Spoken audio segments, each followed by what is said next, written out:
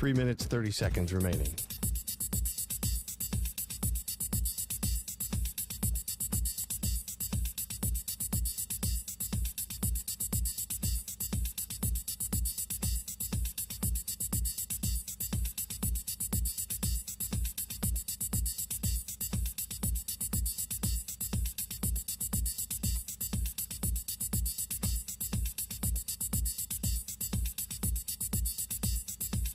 Three minutes remaining.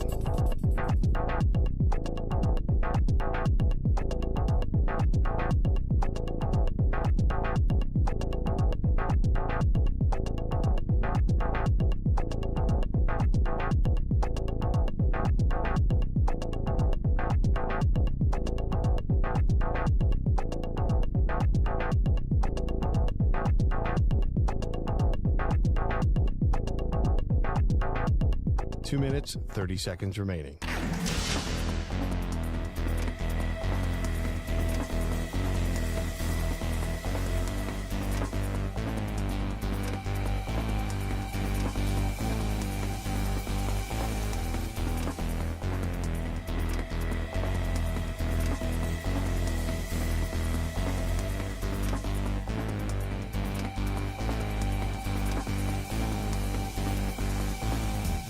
Two minutes remaining.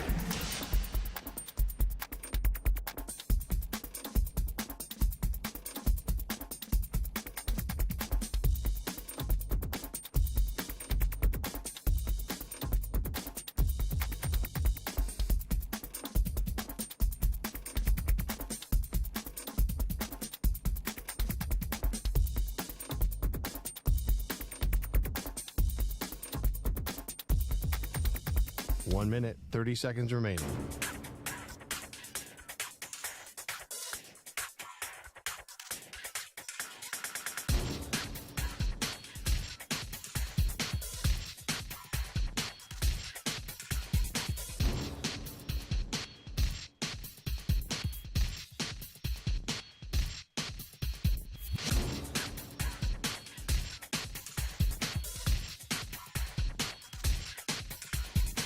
One minute remaining.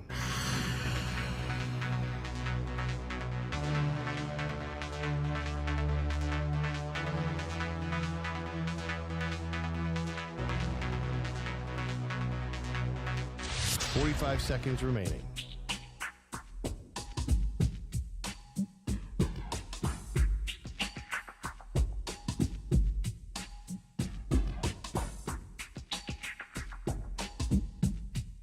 Thirty seconds remaining.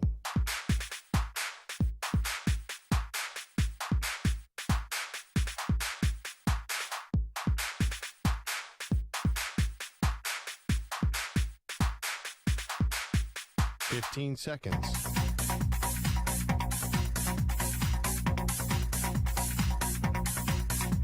Break ends in 5 seconds.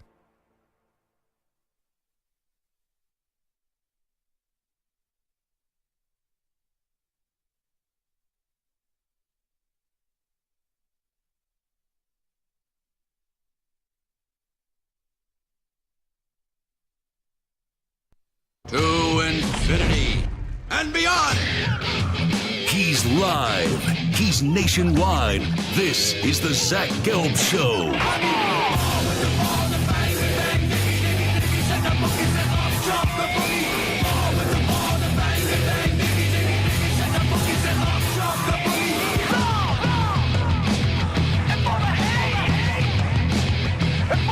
Here's your host, Zach Gelb. Live from the place you're getting out over the ostentatious studios of the Infinity Sports Network, sitting on top of the 10th floor of 345 Hudson Street. Welcome on in to what is a Wednesday edition of the Zach Gelb Show across all the great local Infinity Sports Network affiliates, Sirius XM Channel 158, the free Odyssey app, and of course, streaming live on YouTube. 855-212-4227 is the number to jump on in. 855-212-4227. You could always get at me on Instagram, where I'm straight flexing, or via the good old cesspool of Twitter X at Zach Gelb. That's ZACHGELB. Got Carlos with the K, my man CK, and also I have Moist Mike rocking and rolling with me all the way up until 6 p.m. Eastern, 3 p.m. Pacific. Bart Winkler will stop by at 4:40 p.m. Eastern. And I got a text from Stuart Kovacs, who usually is the board op on this show, but he is producing Bart's show this week. And Stu said, you and Bart are going to have a very fun conversation today at 4:40 p.m. Eastern on Winkler Wednesday, because Stu, even when he's not working on this show, he is locked into this show. He heard my opinion yesterday saying, I don't agree with C.J. Stroud, who rather would have the career of Eli Manning compared to Aaron Rodgers. I'd rather have Aaron Rodgers. And to no surprise, Stu did alert me that Bart, who hates Aaron Rodgers and would rather go through 10 colonoscopies in a row than ever praise Aaron Rodgers, to no surprise, Bart is in the camp of he'd rather have the career of Eli Manning. So, whole lot to do today. That'll be a fun conversation coming up an hour 40 from now. I want to start with a little football. We'll do a ton of NBA today as well, with the final starting tomorrow.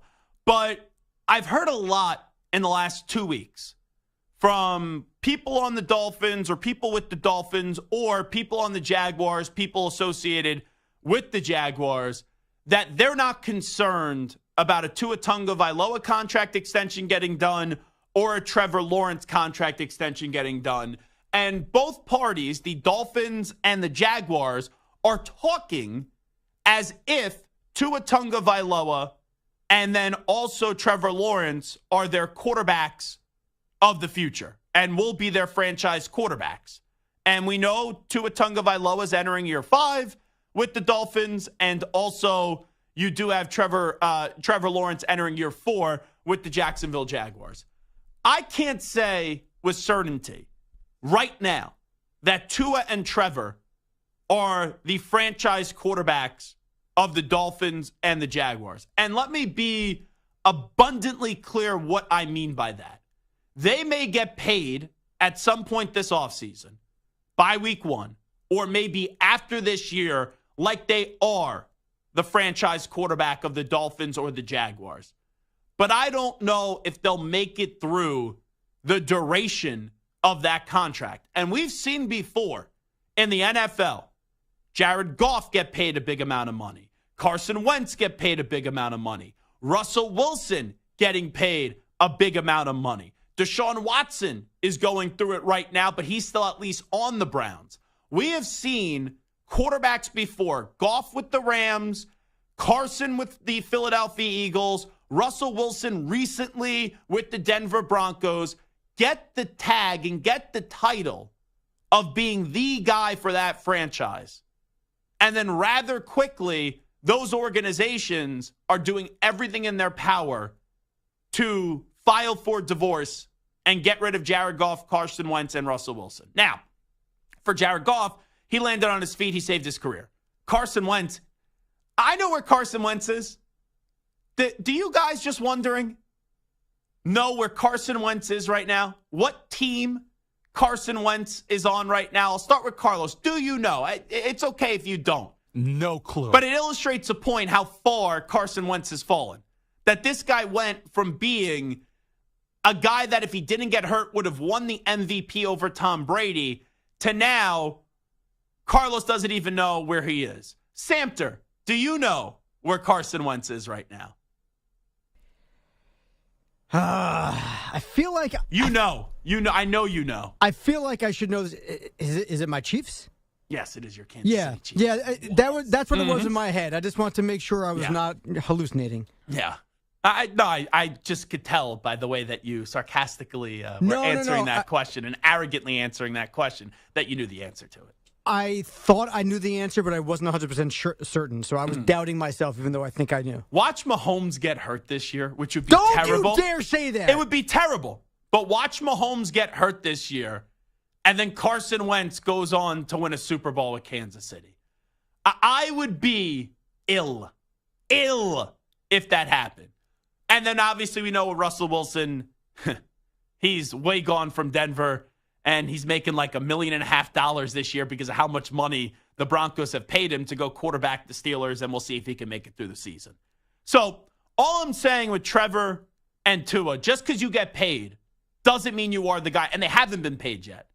So to make a bigger point here, I would not right now pay Tua Tagovailoa and Trevor Lawrence. Because here's why.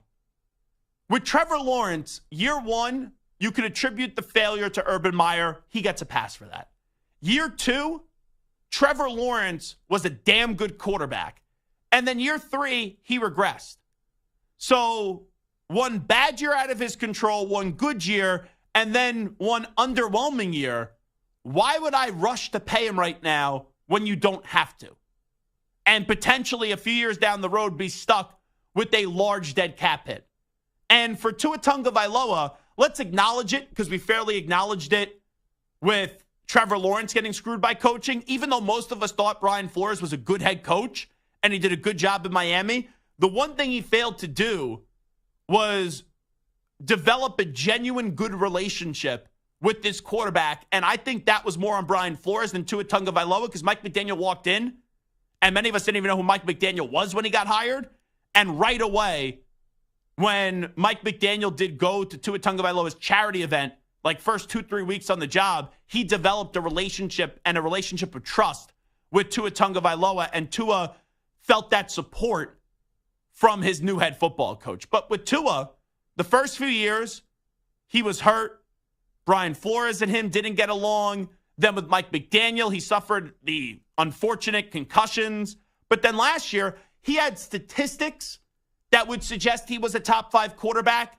But if you watch the games, I don't think anyone actually believed last year Tua was a top 5 quarterback in the NFL. So with the roller coaster ride that it's been for both, I'm not saying both of these guys won't end up being the guy in Miami or the guy in Jacksonville. But what I'm saying is I can't say without a doubt they'll be the guy and they'll both be the guy for their franchises. So I don't see the harm, even if you have to pay maybe $2 or $3 more million a year next season, in just waiting. Because if you really wanted to for Tua, you could go the franchise tag route. Like, this is the 5th and final year of his contract because the rookie 5th-year option was picked up. So you could go the franchise tag route. It's not like you're in danger if you don't pay Tua now of losing him next year. You at least have the insurance of the franchise tag if you want to go down that road. And don't tell me you can't, because the Dallas Cowboys have done it with Dak Prescott. The Commanders have done it with Kirk Cousins. So it's possible to buy you more time to maybe get a deal done. And in Kirk's case, they didn't get the deal done with the Commanders, and he ended up going to Minnesota. And obviously, for Dak's case, they did get the deal done a few years ago, and now we'll see if they get the deal done again. And for Trevor, he still has one more year left on that contract after this year because of the 5th-year option. So I get why both of those guys want to get paid now, and it does fall in line with the trend of paying those quarterbacks if you think you have the guy now rather than later. But don't you eventually have to learn? Like, I get it. These franchises, or some of them, have survived. You know, the Rams survived. They won a Super Bowl because they got Stafford. So it's like a little bit different. The Broncos haven't survived on the whole Russell Wilson thing. The Eagles were able to survive because they drafted a quarterback in the 2nd round. So there's a way to pay those quarterbacks big money and then they flop and you could still go on to have a successful team. But I just don't think there's a need to go rush and pay those guys right now. And I get it. Jared Goff got paid. I thought the Lions had to do that because for so many years the Lions were bad and now they're heading in the right direction. You don't want to disrupt anything in that organization. You don't want a contract to become an issue in that organization. But I don't think if Tua or Trevor Lawrence don't get paid this year that it's going to impact their play on the field, because the reality is for both of these guys, for a career narrative, this is a massive year for both. Because if Tua gets hurt or if Tua falls back this year, what are the excuses? You have Tyreek Hill. You have Jalen Waddle. Odell Beckham Jr., say what you want about him. He's your 3rd wide receiver. Raheem Mostert was a touchdown machine last year. And for Trevor Lawrence, you can't tell me for a guy that was supposed to be generational that your 4th year in the league, if you're going to be the guy, can't be a good one. Like, it needs to be a good one. They need to make the playoffs. They need to restore confidence in that organization. And you have a Super Bowl winning coach. And not only that, you have Travis Etienne. You have Christian Kirk. You got Gabe Davis. You drafted Brian Thomas Jr. Evan Ingram's been a solid tight end as of late in the NFL. Like, I'm not saying they have the best weapons in the league, but they have enough for Trevor Lawrence, if he is really a transcendent generational quarterback, to be a good quarterback this year. And I get it. The AFC is loaded. The AFC South is very good, just like the AFC is loaded and the AFC East is very good. But for these guys, I can't say either right now or without a doubt the franchise quarterback, and they'll deliver on being the franchise quarterback in Miami and Jacksonville. And all I'm saying is make them earn the contract this year. And that's something that for some reason, it seems like that's a lost concept, and that's now a foreign concept in the NFL. Because if you think you have the guy for like a split second, and both of these guys have been up and down, and it's been a roller coaster ride to their careers, then right away they go get a record-breaking deal. I just don't want to be on the wrong side of this if I'm Miami or Jacksonville. And I'd be happy to pay more money a year from now, like 2, 3, 4, whatever it is, more $1 million per year a year from now, as long as they deliver this year. And I don't think there's anything wrong with that. So I'll ask Samter and Carlos this. I'll give Samter the Dolphins and I'll give Carlos the Jaguars. Tua's in his 5th and final year of this contract. Are you getting a deal done with Tua Tagovailoa right now? If you were Chris Greer, if you were Stephen Ross, if you were Mike McDaniel, and you are the brain trust power running the Miami Dolphins? I would, yes. Okay, why? And by the way, Tyreek Hill agrees with you. Tyreek Hill, give him credit. Even though I don't like Tyreek Hill the person, he's going to bat for his quarterback, and he's done so ever since going there. And even the other day, he made it clear that he believes that Tua should have already got paid. I think Tua's shown enough when he's healthy that he could be an elite level quarterback, at least statistically. And you're right, he falls flat in big moments, but we've seen him not fall flat in big moments in college. So we know he has that clutch gene, like in Alabama when he came in the second half for Jalen Hurts and won a national title. Sure. So we know he has the clutch gene. He just hasn't shown it yet in the NFL. We know that he can pass the ball. He fits into that offense. And the concern I would have on the Dolphins is if you don't pay him now, if he's feeling a certain way, he can walk next year. No, he can't, because you could franchise tag him, and you could play that game for 2 years.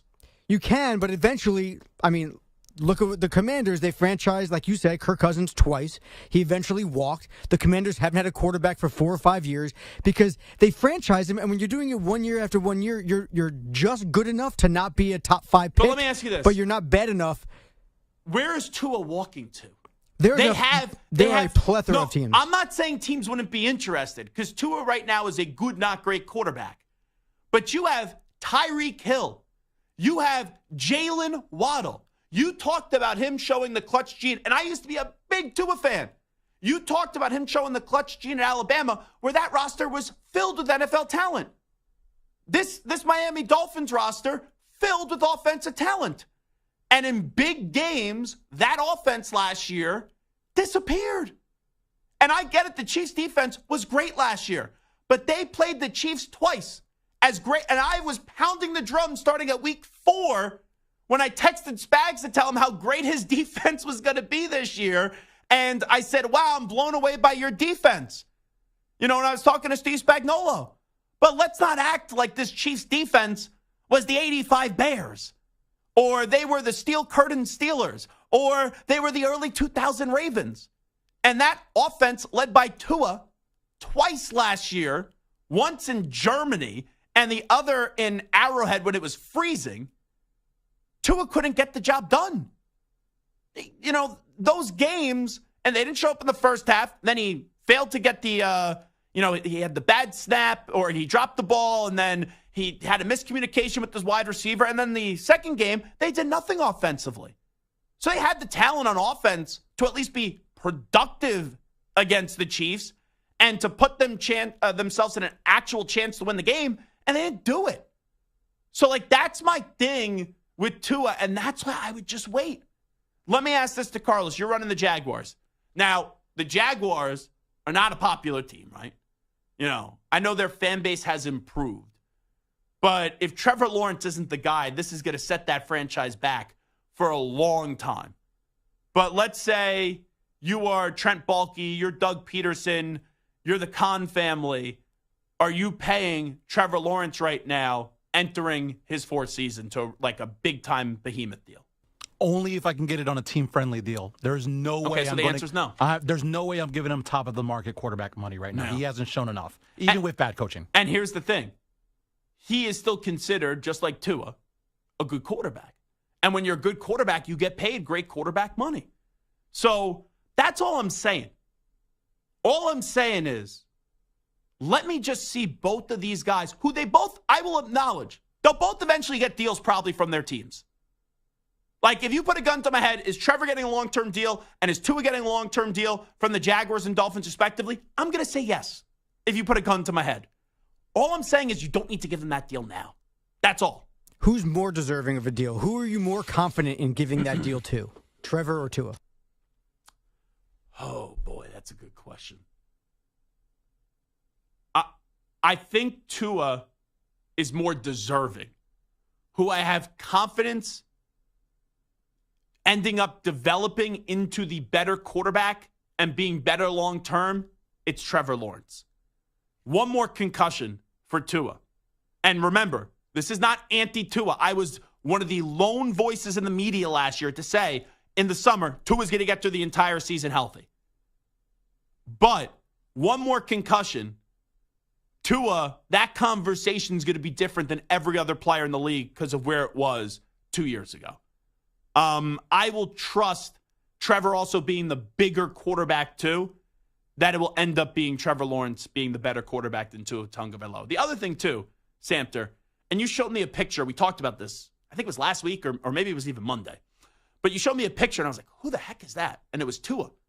And I said, that guy looks more like a surfer or a soccer player than a football player. Now, I did say to you, I thought he looked a little bit bigger and a little bit chubbier. It comes out yesterday and there was a different angle, and angles are everything. But Tua actually lost a lot of weight this offseason. So Tua has lost a significant amount of weight this offseason, and I'll be curious to see how that either helps or hurts Tua Tagovailoa when we watch him play this upcoming year. All righty, this is Zach Gelb Show on the Infinity Sports Network. Should the Miami Dolphins pay Tua right now? Should the Jacksonville Jaguars pay Trevor Lawrence right now? What say you, 855-212-4227, 855-212-4227. We come on back. Udonis Haslem revealed that he was almost traded for Allen Iverson, and Allen Iverson and Dwayne Wade would have been a duo in Miami. What's an NBA duo you would have loved to have seen from the same era? I'll give you my answer, and I don't know if my answer could be topped. And it almost happened many years ago. I'll tell you what that duo is when we return. You're in a 5-minute break.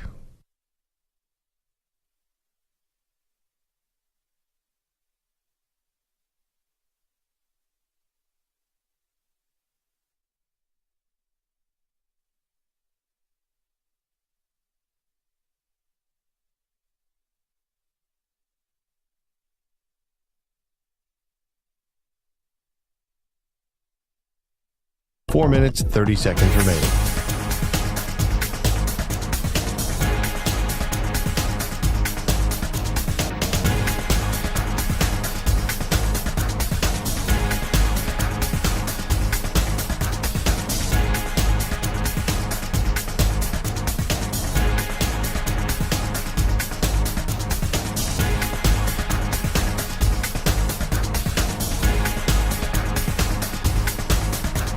Four minutes remaining.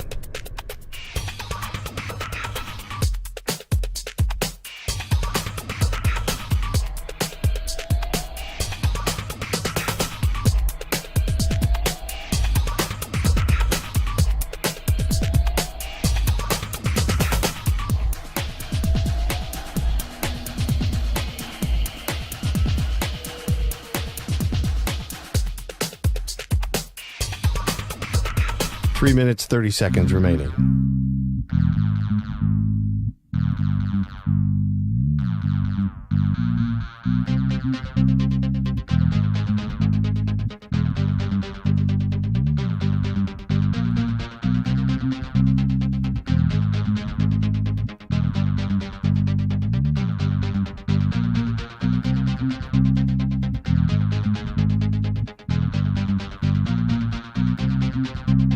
3 minutes remaining.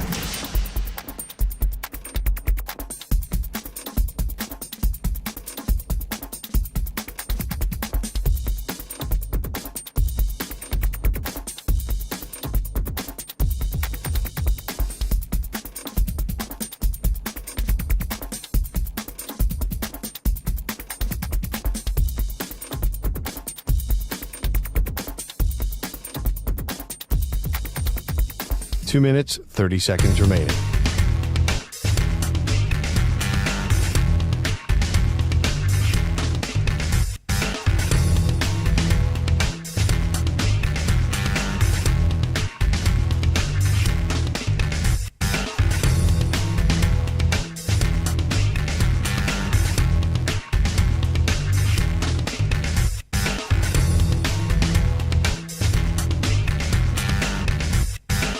Two minutes remaining.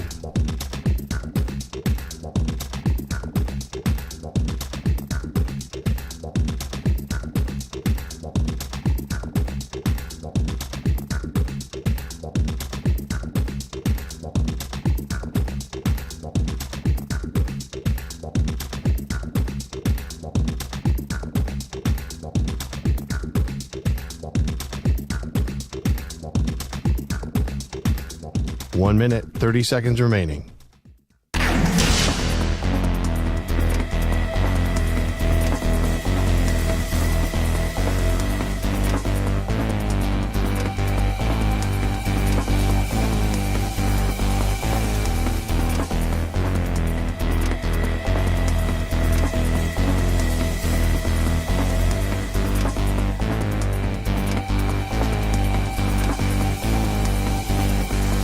One minute remaining.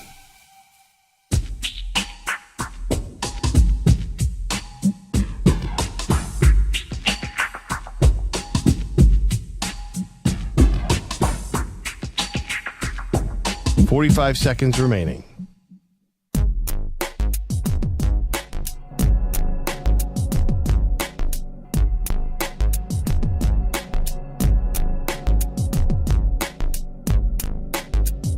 Thirty seconds remaining.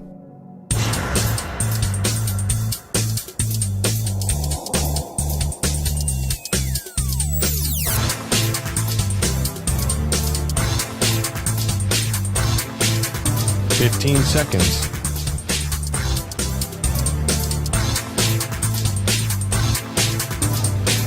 Break ends in 5 seconds.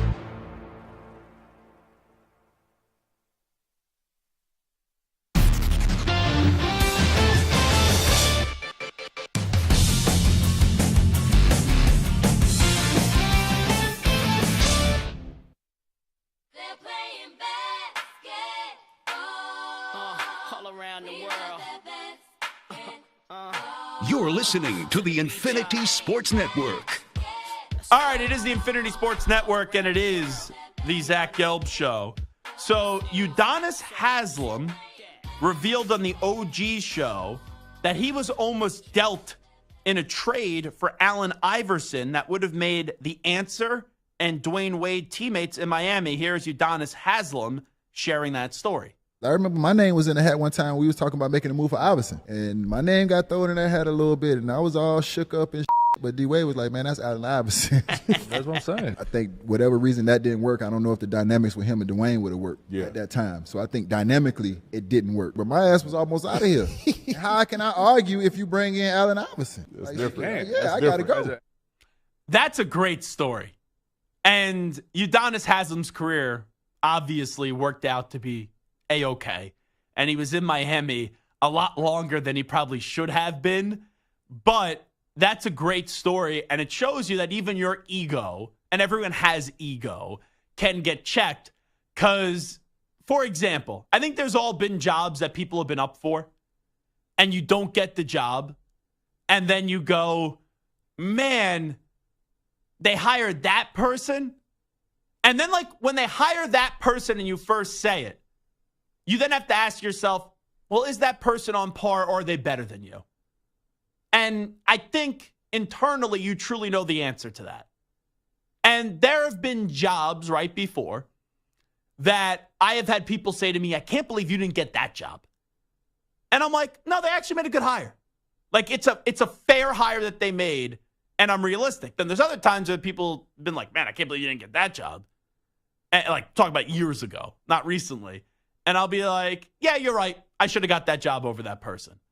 But for Udonis Haslem, when they're talking about Allen Iverson, it wasn't as if they were talking about some bum or some person that was worse than you.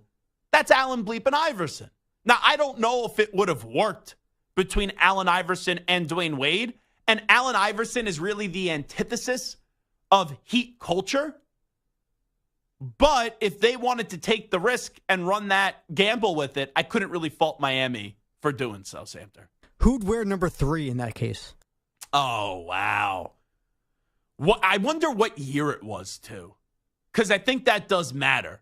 Like, if it was before the first championship that Wade won when he was with Shaq, and they were down 2-0, and they made that comeback, and they beat Dallas, then I do believe Dwayne Wade would have to give up the number. But once Wade won that championship, they called that Wade County.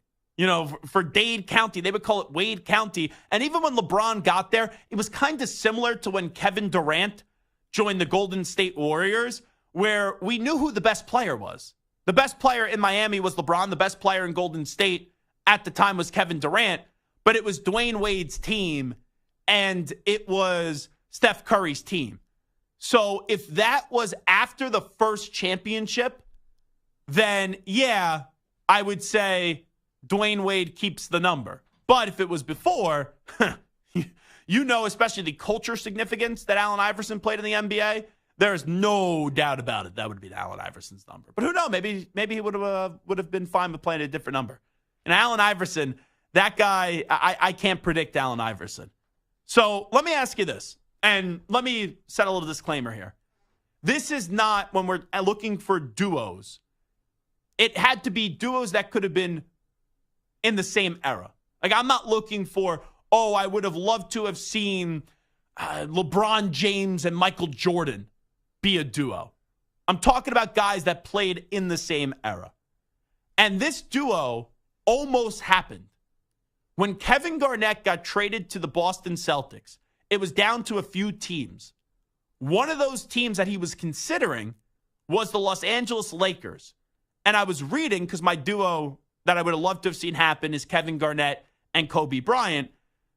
You had Kevin Garnett give an interview years later. I actually think this was recently. It was like 2019, 2020, something like that, where Kevin Garnett was openly talking about what happened when he got traded to the Celtics, and he gave an interview to GQ.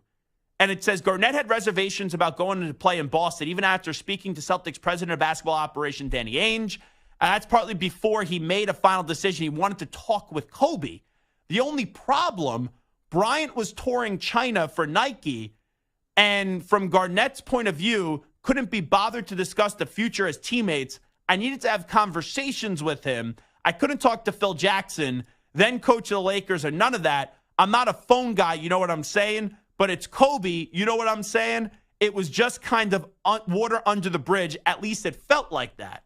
Then, once the trade does go down, where Garnett is in a Celtics uniform, and we know Kobe's still in the Lakers uniform, and all that rivalries, and they've met up in the finals, and how it did go down, Garnett was never able to get in contact with Kobe, and obviously agreed to get traded to the Celtics.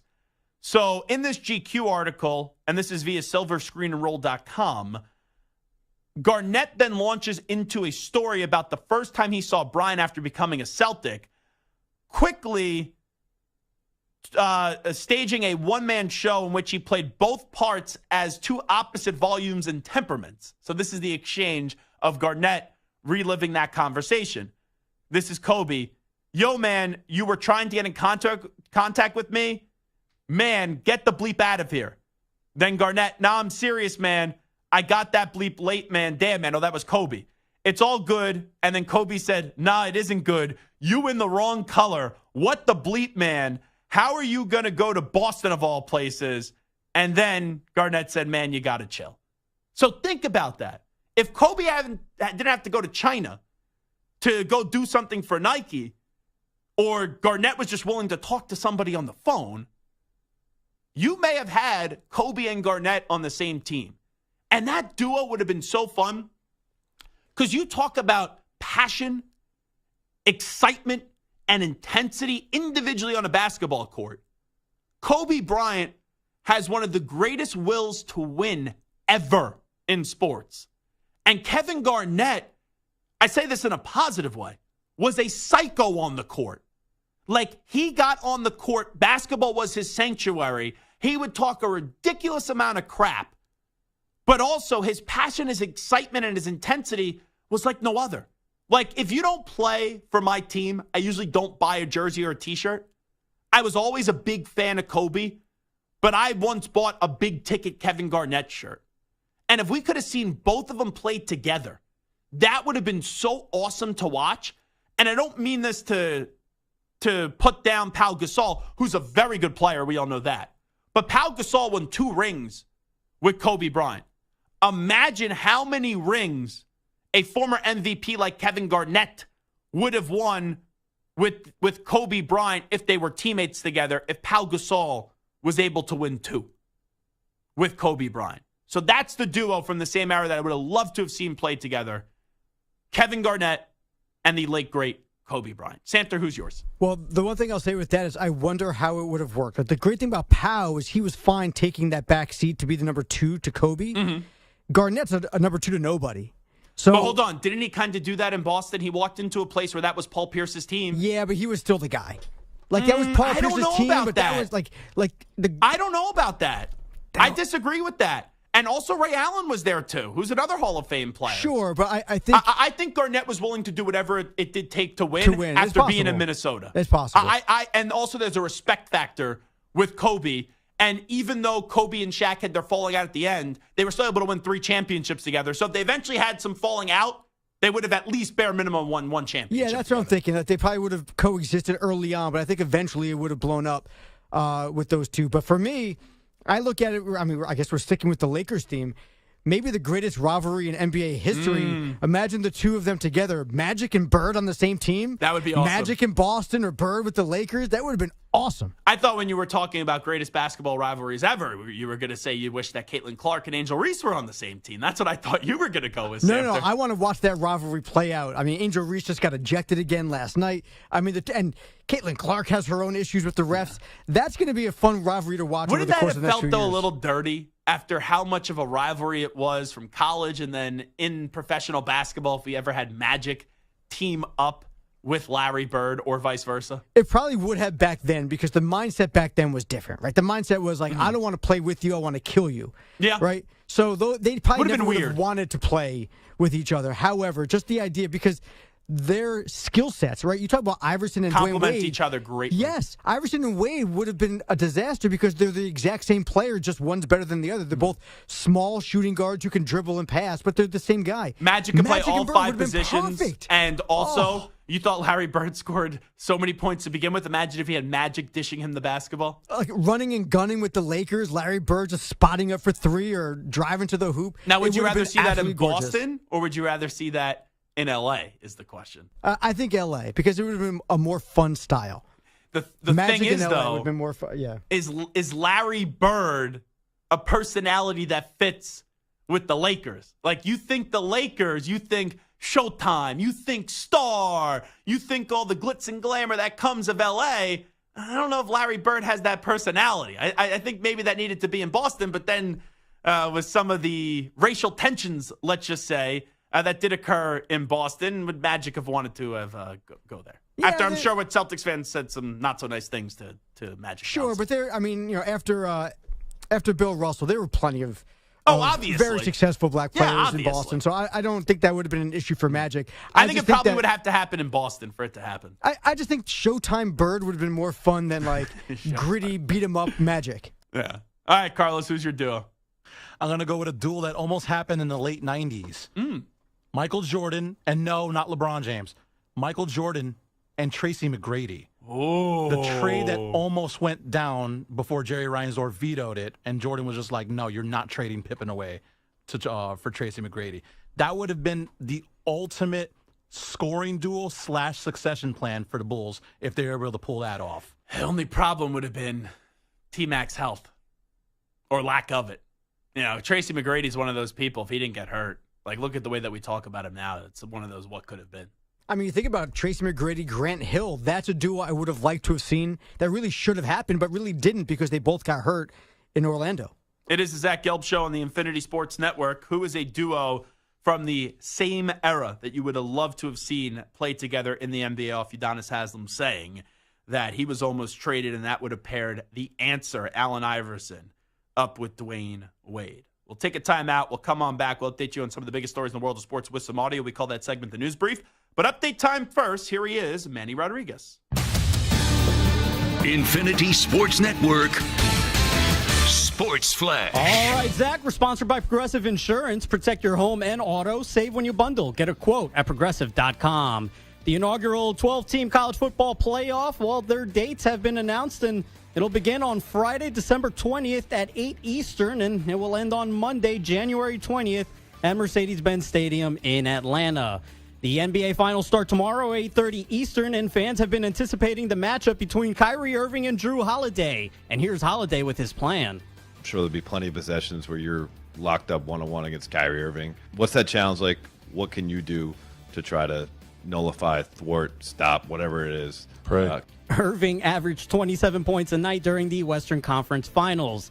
NFL, the Browns have announced contract extensions to both head coach Kevin Stefanski and general manager Andrew Berry. The duo have led the once struggling franchise to a .552 winning percentage since taking over in 2020. That is the highest winning percentage over a 4-year span for the franchise since the close of the 1980s. I'm Manny Rodriguez. Hey, sports fans, it's Maggie Gray here on the Infinity Sports Network. Check us out 24/7 on your smart speaker. Just say play Infinity Sports Network.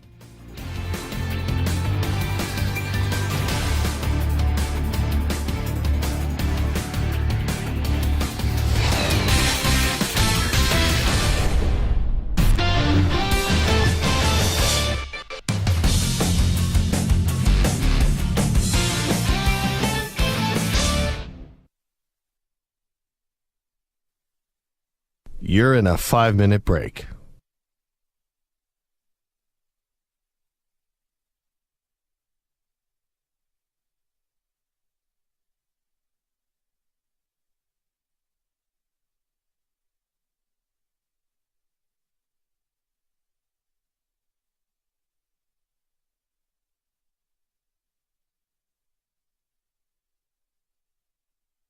Four minutes, 30 seconds remaining.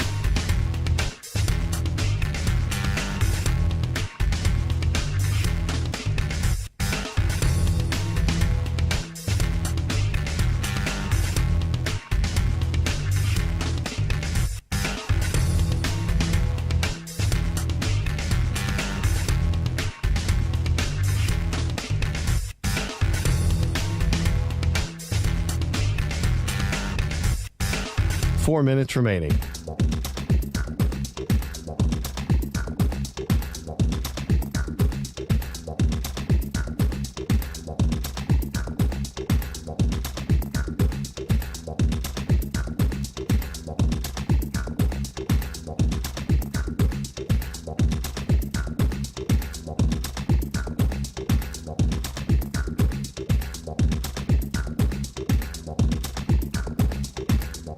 Three minutes, 30 seconds remaining.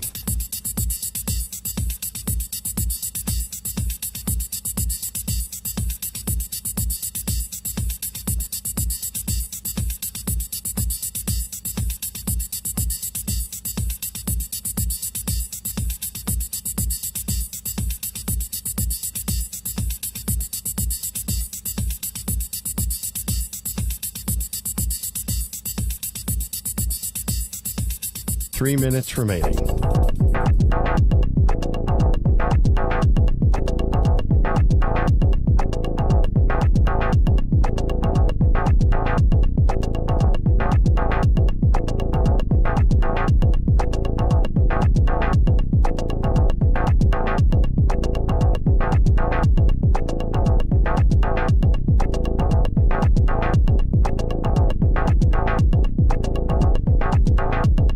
2 minutes, 30 seconds remaining.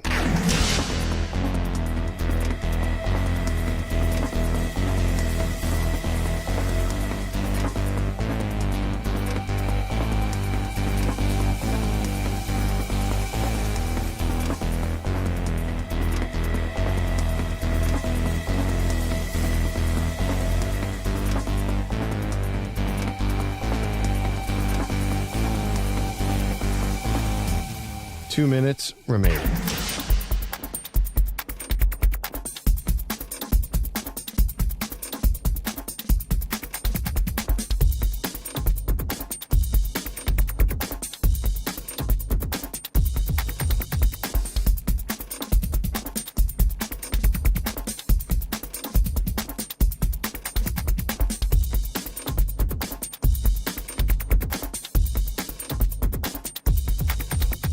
One minute, 30 seconds remaining.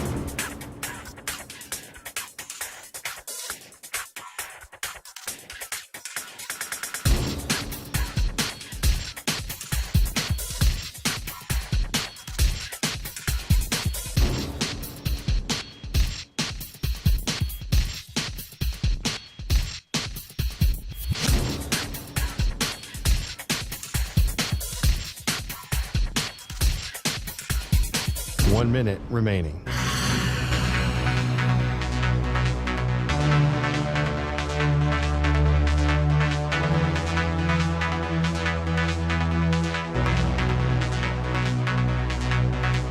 Forty-five seconds remaining.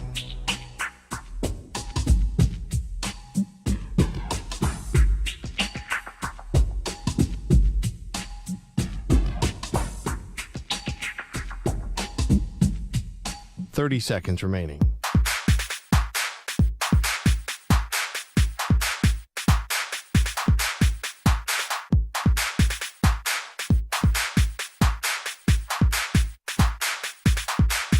Fifteen seconds.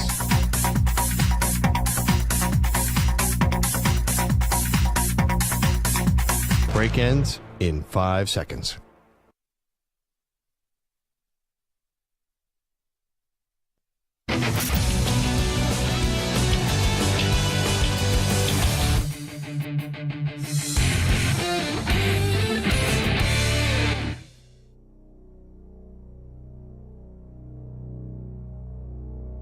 This is the Infinity Sports Network.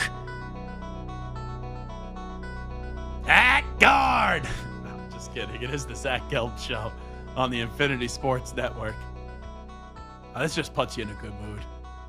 855-212-4227. We were doing based off Udonis Haslem saying he was almost traded for Allen Iverson, and that would have paired the answer and Dwayne Wade together, who were NBA duos that you would have loved to have seen played together from the same era. I did take Kevin Garnett and Kobe Bryant. Samter goes great one, Magic Johnson and Larry Bird, and Carlos with a K goes with Michael Jordan and Tracy McGrady. Let's go to Patrick in Harrisburg. He has a duo that he wants to offer up. Patrick, go ahead. You're on the Zach Gelb Show. What's up, Gelb? How you living? Living fantastic. Doing great. What do you got for me? Good, man. So, first and foremost, I want to give a shout-out to your producer, man, the guy screening the calls. You don't give him enough credit, so let that be known. I don't give him enough credit? No. He was just gone for 3 weeks. What other credit do I need to give him? Look, man, everybody needs a vacation every once in a while, so. That was more than a vacation. I don't know. Considering the work that he does. No, he's great. I love Samter. Yeah, so do I. But, yeah. So, what, are you a relative of his? Not that I know of. Oh, okay. But, you know, I could find out. Maybe. Gotcha. I don't know. So, first and foremost, he definitely mentioned a duo that I would have loved to see was Tim Duncan and Tracy McGrady. Ooh. Right. But I was thinking Tim Duncan and Dirk Nowitzki, because that high post, low post game would have been unbeatable, especially in that era. Because when you think about what Kobe and Paul Gasol did, not the ignition for that, but one of the best plays they had was Bynum to Gasol and vice versa. When Kobe would drive, hit Gasol, they come double him and drop it off to Bynum for an easy deuce. Like, if you would have had that kind of, offense with Tony Parker and Ginobili driving, dropping it off to Tim Duncan or Dirk. Like, you probably wouldn't need Manu Ginobili, and I say that respectfully because I love Manu Ginobili, but someone probably would have to be squeezed out of the rotation or squeezed off that team. I know Manu was a six-man for years, but it probably would have been Manu. But that would have been awesome, and thanks for the phone call, Patrick. That would have been great, Duncan and Dirk, watching them. But Samter, like, wouldn't that be one of the most boring duos ever? Like, don't get me wrong, they would have won a ton of championships. I love Dirk. He's one of my favorite players. But in terms of a personality standpoint, how boring would that have been? It would have kind of fit in San Antonio. It would have. It would have definitely fit in the culture of San Antonio. Wouldn't be boring. I mean, it would have been boring maybe for the media, but, like, on the court, it would have been beautiful. It would have been beautiful. It would have been spectacular. Fundamentally perfect basketball. All righty, let's update you on some of the biggest stories in the world of sports with some audio. What, are you paying that caller, by the way, to say all those nice things about you? That's actually my cousin. Oh, okay. Let's get to the news brief. Extra, read all about it. Extra, read all about it. Time for your daily news brief. We get you caught up on the rumors, reports, and reconnaissance from the day in sports. Alrighty, here's Tua Tagovailoa. We opened up the show with this. Is he concerned not having an extension yet as he goes into the fifth and final year of his contract? I'm not blind to people that, are in my position that are getting paid. Am I concerned about it? I'm not concerned about it, but there's a lot of discussions, that we've had that, we just are trying to move that thing into the right direction. And here is Tyreek Hill. He'll bring a little more energy to Tua getting paid. This is Tyreek on the Tua potential contract extension. Tua should have been paid. I've been saying this all offseason, man. And I know we got a great, front office with Greer and Shore, and they're gonna get it done. Obviously a lot of people are comparing the Jared Goff situation and stuff like that. But I mean, I feel like Tua is supposed to be up there with some of them guys and past some of them guys, man, because just understanding his story and just the progression of how he's getting better each and every year and how he's carrying this offense is crazy. So he's going to continue to get better because I feel like when you get a new contract, they're not paying you for what you did. They're paying you like it's almost like a investment. You feel me? It's almost like an investment of what you're going to do in the future. So he's continually getting better. He's gradually getting better each and every year. Last year was Pro Bowl. This year going to be a playoff win and on much more. So Tua should have been paid. All righty, so they're paying what you do off the future. Then have a great year this year and show back-to-back really good seasons, and then I'll feel confident about what you'll be as a quarterback moving forward into the future. Let me play one more. This is from Tyreek Hill. He was worried Tua was getting fat. Hey, I ain't gonna lie. When I see Tua at the Pro Bowl, I was kind of scared. Dude was fat as He was fat. He was chubby. I was like, hold on now. He was Mraz. Bruh, hold on, bruh. Like, Ryan Clark said you were kind of thick. Now, he wasn't lying. But seeing him now and where he's come from and how skinny he has gotten, what's that stuff with everybody taking? Ozempic? He had to be taking that, bruh. Cause I don't know. Tua has slimmed down. There is no doubt about it. That's a great line from Tyreek Hill. What's that stuff with the Ozempic? Here is C.J. Stroud on Nico Collins' big extension.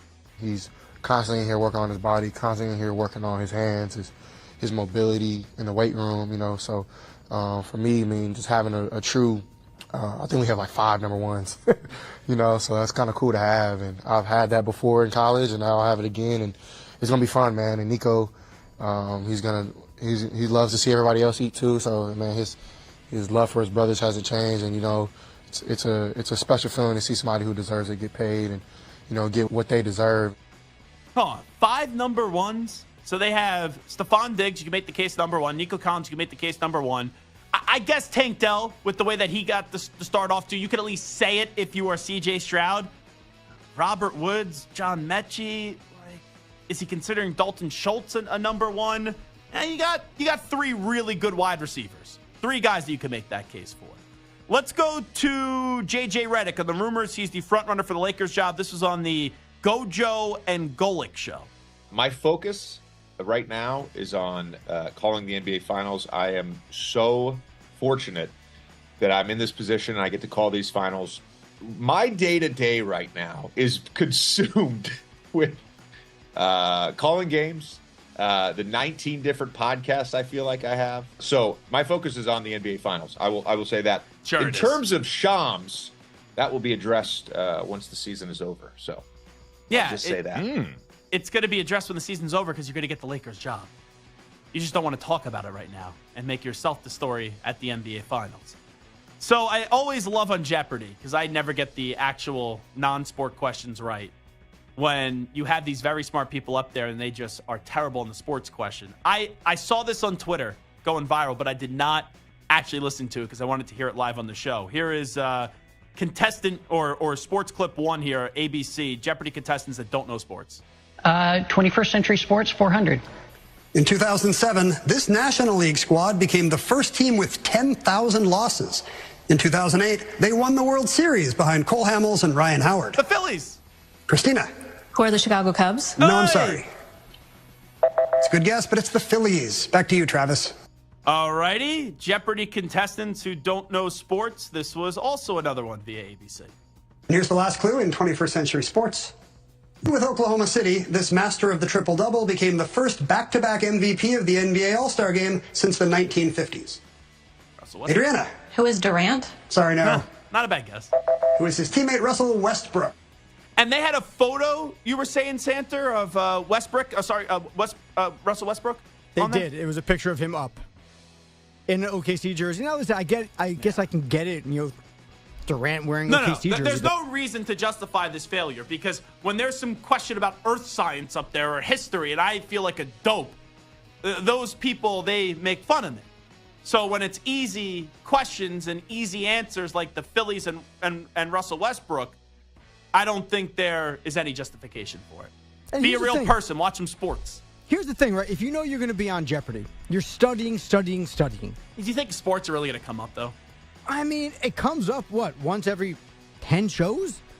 Yeah, I guess you're right. Right? Like, it's common enough. I think you just take the L on that. It's like you know what your weakness is. You just dominate everything else. You just take the L on that and hope all the other nerds don't know sports. You better dominate everything else. I would just learn all the sports, just hope it's there, and then just dominate that category and win the whole thing.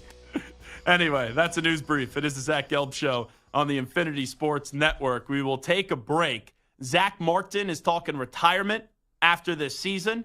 Dak's on the final year of his contract. CeeDee Lamb and Micah Parsons still have not got new contracts.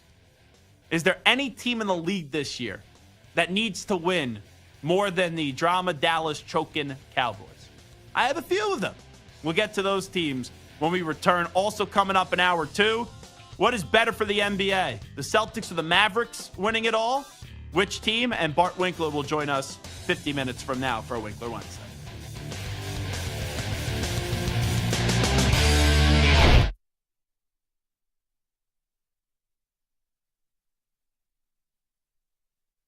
You're in a 5-minute break.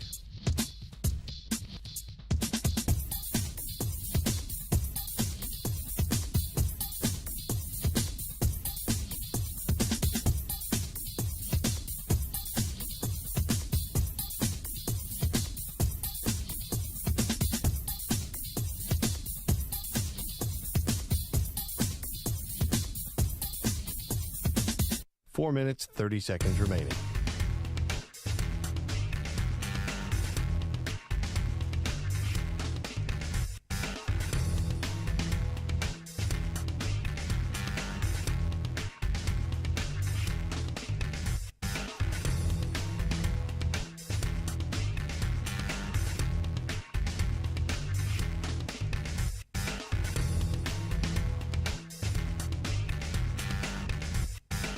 Four minutes remaining.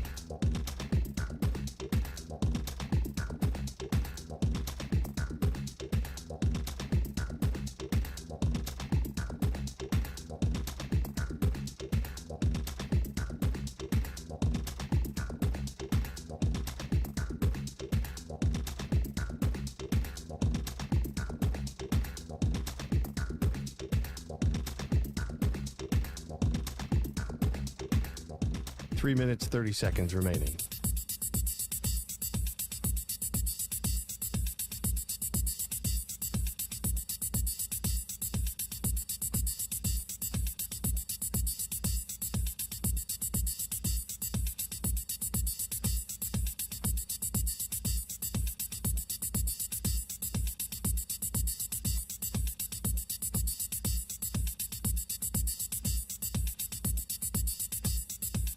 3 minutes remaining.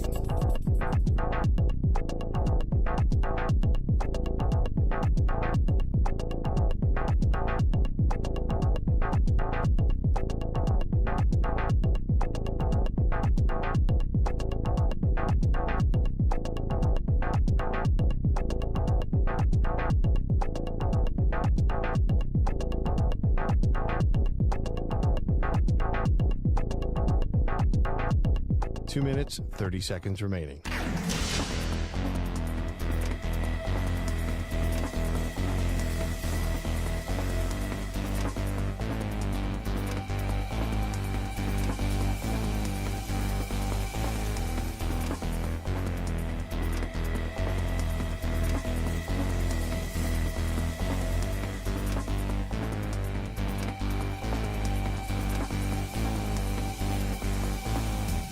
Two minutes remaining.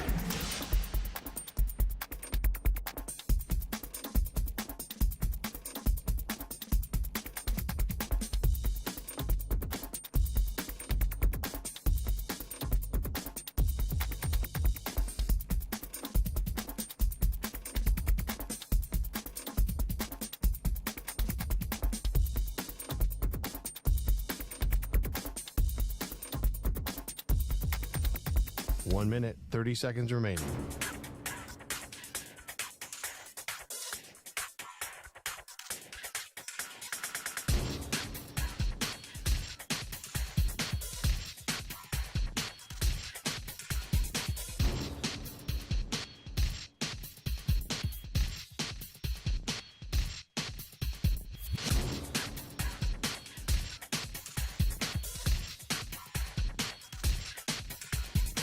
One minute remaining.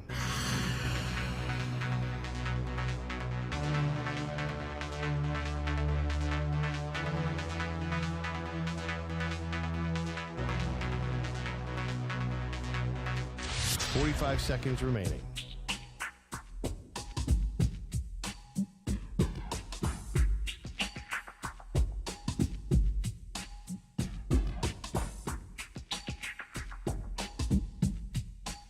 Seconds remaining.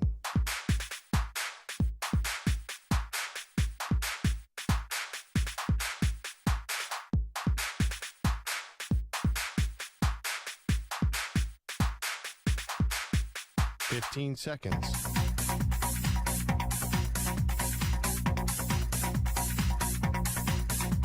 Break ends in 5 seconds.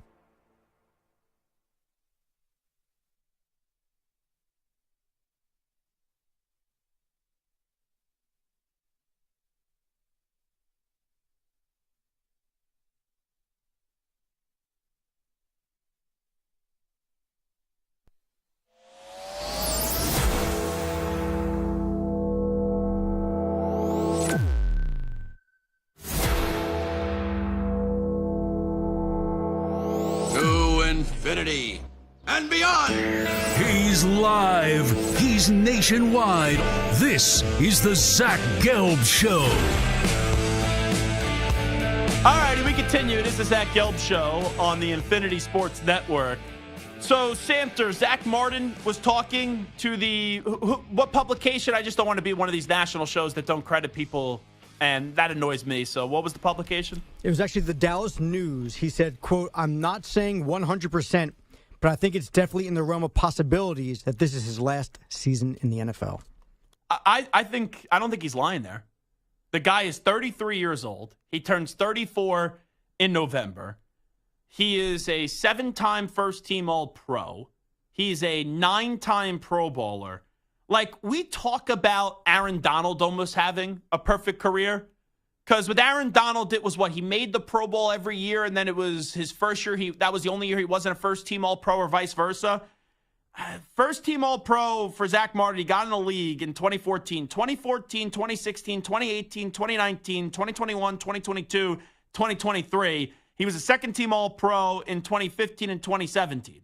So he's always been an All-Pro. He's a 9-time Pro Bowler.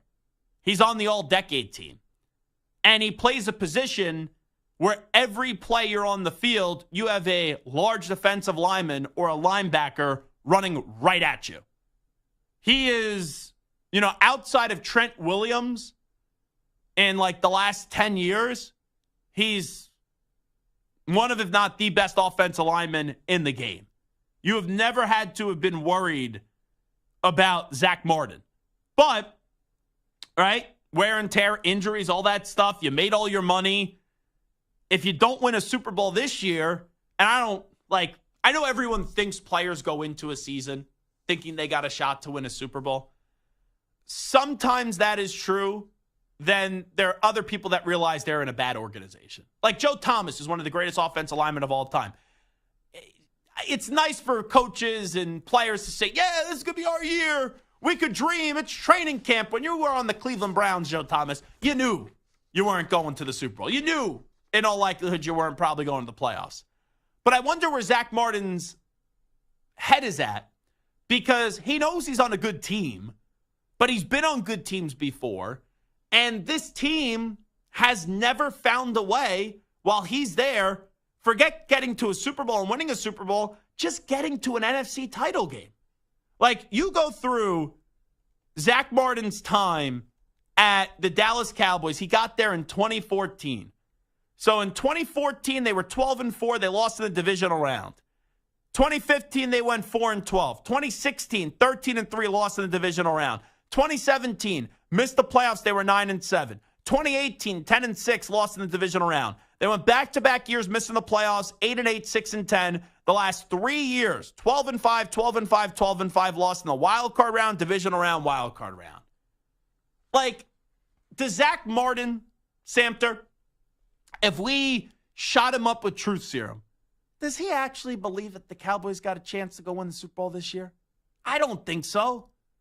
Do you? What do you think goes realistically on in the cabeza of Zach Martin if we could sit him down, shoot him up with truth serum, and ask him the question, do you actually believe this is going to be the Cowboys' year?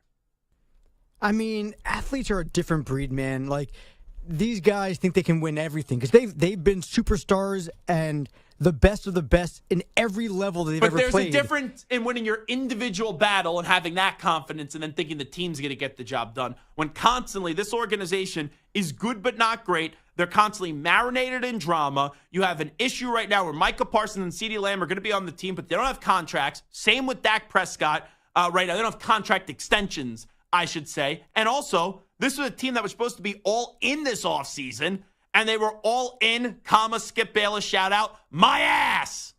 That's what they've been. They've been terrible. They've done nothing this offseason. They brought back Ezekiel Elliott. He was a fine player. What did AM do? You brought back Ezekiel Elliott. You got Trayvon Diggs coming off an injury. This team isn't better than where they were a year ago. So you think he legitimately believes that this is the year for the Cowboys to finally get the job done and he'll ride off into the sunset, probably on a tractor trailer? I'm not even going to say a convertible because he's an offensive lineman. That's just stereotypical for an offensive lineman. Do you think he actually believes that they're going to go win a Super Bowl? And also, I see Largent Parks, who always loves me. He just put in the YouTube chat, how is he supposed to think, Zach? All he said was that this could be his last year, Santa, correct? I'm just asking, does he legitimately believe this team can win a Super Bowl? If he gets up in front of a podium and says, I believe he can win a Super Bowl this year, I understand why he's saying that, Largent. So, pipe down for a second with every negative comment you give when you watch this show and you hear every day. And let me just tell you the reality of the situation. I'm not criticizing Zach Martin if he thinks they can win a Super Bowl. I'm just asking, does he actually think this is going to be the year? And if he actually believes that. Because that probably factors in, Samter, to the thought about why he would maybe think this is his last year. Because they've been close the last 3 years, but very far away still. Where they've been 12-5, 12-5, 12-5. And you can make the case that the Cowboys, in some of those years, were contenders. But then when push comes to shove, they've won one playoff game in 3 years. And the playoff game that they've won was up against Tom Brady and the Buccaneers when they were below 500. So when I hear that, Samter, what I'm saying, what I'm getting at is this is Zach Martin saying, I've done everything individually. And I have no problem with him thinking this way. And if we can't get it done this fourth time after having back-to-back-to-back 12-win seasons and knowing how much wear and tear my body has gone through, and I've played not only at a good level, not only at a great level, but at an elite level, what makes him think that a year or 2 or 3 from now, things are going to be different in Dallas? So I think this, Zach Martin saying this now and going out of his way, right, Samter, to give the quote one more time and just give what he said one more time, Samter? He said, it's not 100% certain, but it's within the realm of possibilities. He's thinking about the end. And he voluntarily offered up that information to the newspaper. And he offered that information because he knows he's getting up there in age. He can still play at a high level. But for a guy like Zach Martin, what is he playing for now? I think that guy, I'll give him credit, I think that guy is legitimately playing to go win a championship this year. That's what I think he's playing for. But how many times do you want to keep on going through the war when you're doing your part, but the team isn't doing their part? That's all I'm saying right here with Zach Martin. And that's why I legitimately believe him. And now I fully expect that this is going to be his final season in the NFL. I mean, listen, if you look at the talent of the Cowboys and you look at their regular season success, it's not out of the realm of possibilities, to use Zach Martin's quote, to say the Cowboys could win the Super Bowl. I don't think any of us here in this room think that they will, but it could happen. They're talented enough. They've got players on offense and defense. They have a passing game. They have an offensive line. They got a running game. They've got defensive players. They've got all the stuff that they need as long as Dak cannot choke in the big moments. Their offensive line has also taken a step back throughout the years. Sure. And I mean, they lost Tyron Smith to the Jets. Why'd you cough when you say that? That guy's never healthy anyway, Tyron Smith. Well, yeah. Time to move on from But him. when he's healthy, he's amazing. Yeah. That's like saying, Samter, you're a great producer. And then let's just say when you were out for 3 weeks, you were out for 3 weeks all the time. Like every other month you're out for 3 weeks. What does it matter if you're not showing up? That's unfortunately what Tyron Smith has turned out to be. Yeah. Same thing happened with Jason Peters. Jason Peters, dude, still plays. Someone still always grabs him off the streets and puts him in, but he hasn't been healthy in a long time. Right, but I guess my point is, if somebody on the Raiders or the Broncos or the Patriots was like, yeah, we can win the Super Bowl this year, you think they're crazy. At him. But you're talking about the Giants or the Commanders even. But we're talking about the Cowboys. They have talent. Sure, but I'm just saying, nobody expects the Commanders to even sniff the playoffs at this point, unless Jaden Daniels is they have the a next chance coming. to sniff the playoffs. You're telling me the Commanders 9-8? Carlos looks at me like I'm an idiot, a moron, and a dope. 9-8 can make the playoffs in the NFC. I know the NFC's got better. Daniels would have to be an elite level player. And didn't we just see that from C.J. Stroud? Yeah. And also, you have Terry McLaurin. I like Jahan Dotson, who needs to take that next step this year. They have a solid running back, too. It's not, the defense needs a lot of work. Fine, maybe sniff the playoffs, but nobody expects the Commanders to make a Super Bowl run. No. Right? And most people don't expect them to make the playoffs. Maybe they'll be in the conversation by week 12 or so. But my point is that the Cowboys are a legitimate regular season team who has success and just slips in the postseason. So it's not insane to say they could win the Super Bowl. So Zach Martin's idea, and this is all part of it. The Cowboys. Do you think the Cowboys are a Super Bowl contender? Yes. Okay. I don't think that they're going to win it, but I do think that Time out. They could. What do you define as a Super Bowl contender? I am strict on my list. How many teams? Just give me a number, and let's just do this exercise, because sometimes you think a team's Super Bowl contender, you think a team's going to be great, and you go through the exercise, and it's not the case. How many teams in the NFC? How many teams do you consider a Super Bowl contender if you just gave me a number? You have to be, in this top what to be considered a Super Bowl contender? I would say 5 or 6 that I can think of in the NFC right now. I would say if you're a top 5 team in the NFC, you're a Super Bowl contender. Let me just ask you, going into this year, just give me yes or no. No explanation. Do you think the Eagles or Cowboys are better? Eagles. Just give me the team. Maybe not yes or no is the right way. Okay. Do you think the Lions or the Cowboys are better? Lions. Packers or the Cowboys? That's where I flip-flop. I would probably say Cowboys just because they've had a better track record. But So hold on. Just give me the team name. So throw the Packers out. The Packers did crush them in the playoffs. So they did. That. That's why. Yeah. You know, but I mean, it's close. It's close. So who are you going? I'm going Cowboys just based off of history, but the Packers probably will end up being If better. you're listening to us in Wisconsin, I consider the Packers more of a contender than the Cowboys. That's just me, though. But this is just for Samter. Falcons or Cowboys? Cowboys. I'm not a believer in the 49ers or Cowboys? 49ers at all. Mm-hmm. Rams or Cowboys? Rams. Okay. Well, probably the Rams. Probably the Rams. Just give me the team. Rams. Okay, so that's four. That's four there, and then the Cowboys would be your fifth. Right, but your criteria is they have to be top 5. I don't necessarily think that's the case. I mean, we've seen in the NFL. Do you think there's 6 legitimate Super Bowl contenders in the NFC when all we talk about is how much better the AFC is than the NFC? Yes, because at the end of the day, it's just 2 teams in that final game, right? So if there's 6 teams that could win the NFC, okay, all you have to do is get to that big game and then beat whoever is the AFC. Right? And why would I You don't have to go through the gauntlet of the AFC. You just have to beat one team in the AFC. That's it.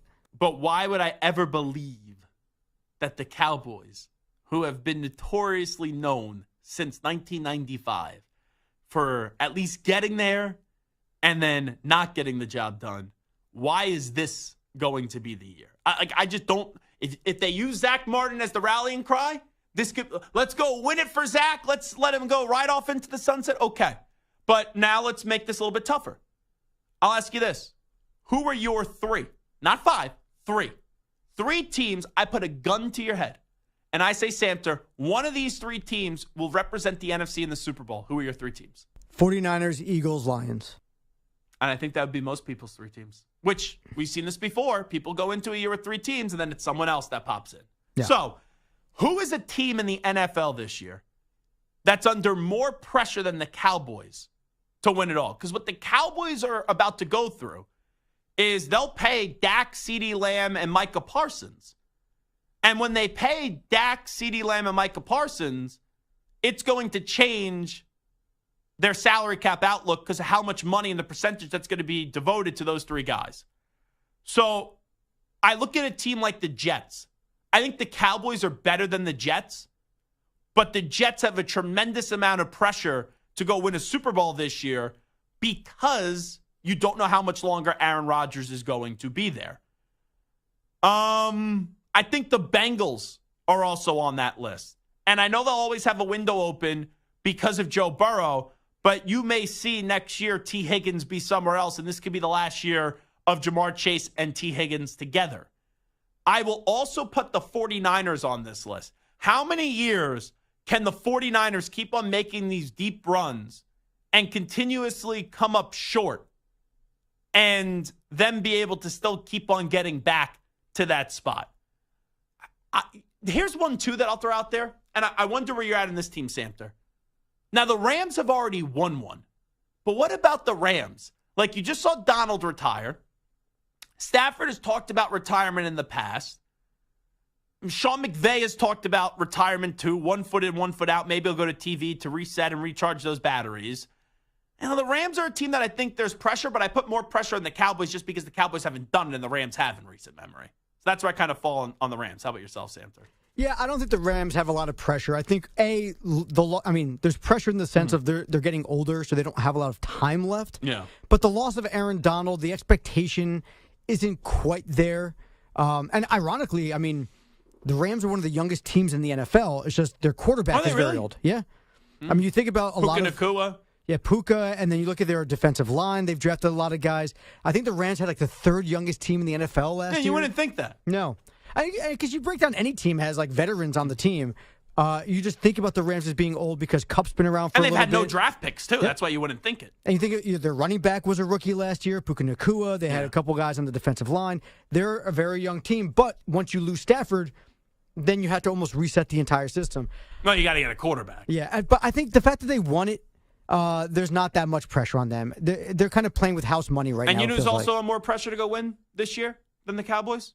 The Eagles and the Lions. Oh, yeah. Because the Lions, you don't know how long this window's going to be. You just got to an NFC championship game. Now you have legitimate expectations to go in a Super Bowl. And then for Philadelphia, they were 2 years ago. You're off to a 10-1 start. It was a rock star start. And then you had one of the worst finishes that we've ever seen in NFL history. All righty. So who's a team under more pressure than the Cowboys this year to go actually get the job done and win a Super Bowl. 855-212-4227, 855-212-4227. Is it better for the NBA if the Celtics win it all or the Mavericks? I'll give you my answer when we come on back.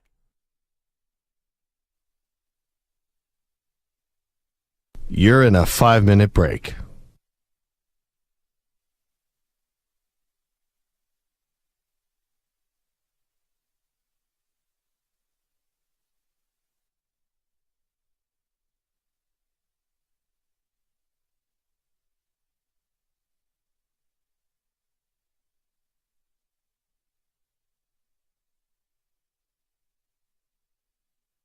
Four minutes, 30 seconds remaining.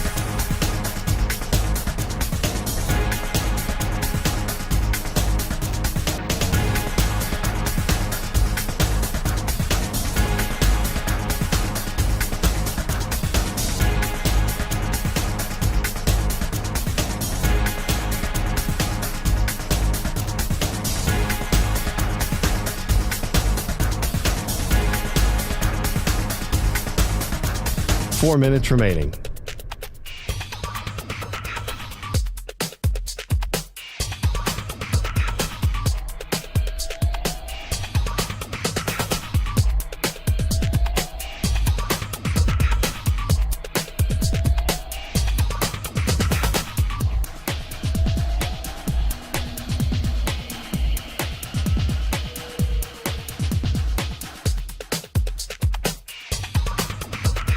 Three minutes, 30 seconds remaining.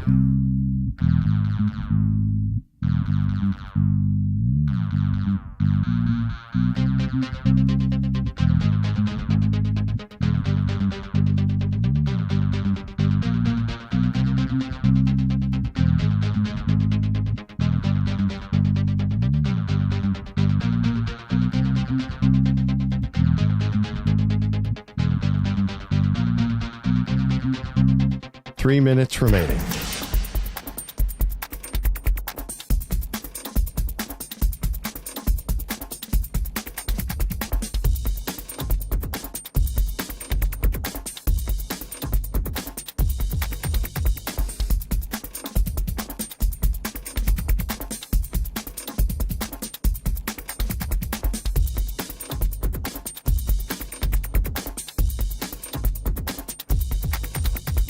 Two minutes, 30 seconds remaining.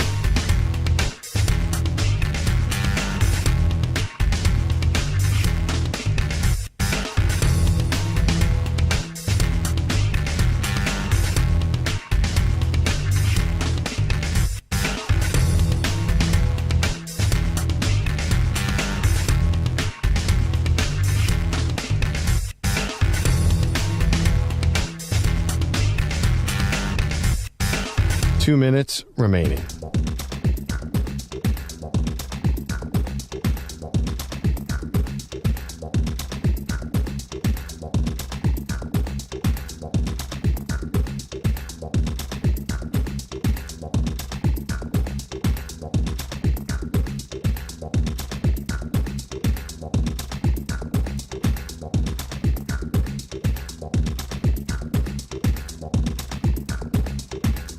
One minute, 30 seconds remaining.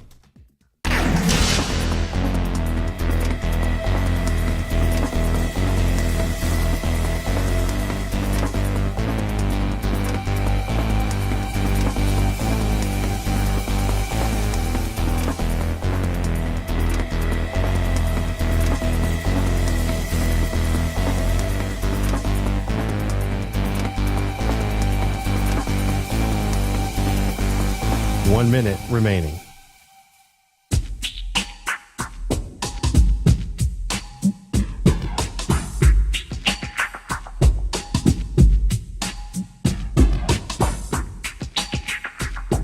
.45 seconds remaining.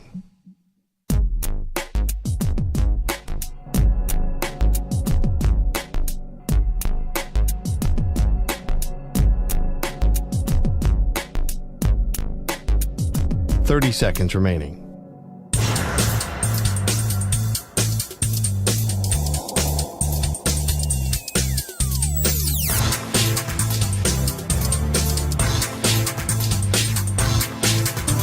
15 seconds.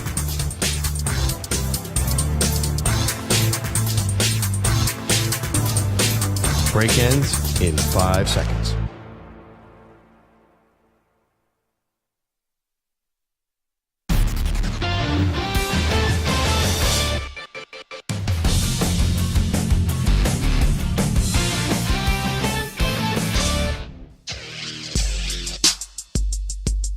You're listening to the Infinity Sports Network. All right, it is the Infinity Sports Network. I'll ask you a simple question. Is it better for the NBA to have the Celtics or the Mavericks win it all? I have my answer. Just give me the answer. Samter, Celtics or Mavericks? No explanation. Just who do you think it's better for the NBA to have that team win it all? Celtics. Carlos? Mavericks. I'm with Carlos. And here's why. The Celtics, kind of nationally in their storyline, are boring. It doesn't mean they can't be great. But for the league, the Mavericks are more polarizing. Like Kyrie Irving winning a championship is polarizing. Luka Doncic, I do think a lot of people, when they watch Luka in the finals, he's going to be more polarizing than you would think. Because Luka does something that a lot of us hate. He constantly bitches and whines about the officiating. I look at the Celtics, outside of the Boston Celtics just being right, the Boston Celtics and people hating Boston. When you just look at this version of the Celtics, they're not a hateable group. Jason Tatum isn't hateable. Jaylen Brown isn't hateable. Al Horford isn't hateable. Drew Holiday isn't hateable. I don't find anything to dislike about the Boston Celtics. So I look at the Mavs winning. They would be more polarizing. And I think the story would be better for the league. I do. The Celtics winning, what's the takeaway? Okay. Brown and Tatum finally got over the hump. You raised that iconic 18th banner. But then the next day, are we really talking about them? No, they did their job.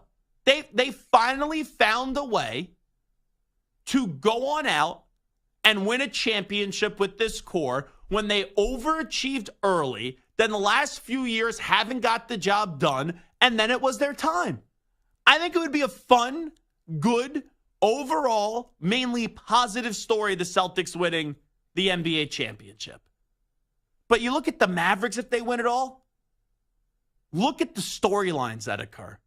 Like the storylines if the Celtics win it all would be the 18th banner, Brown and Tatum finally getting the job done, and then a well-deserved spotlight moment for Jason Tatum.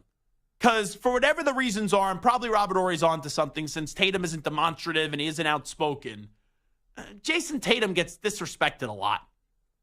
The Mavs win, you get Jason Kidd winning a championship.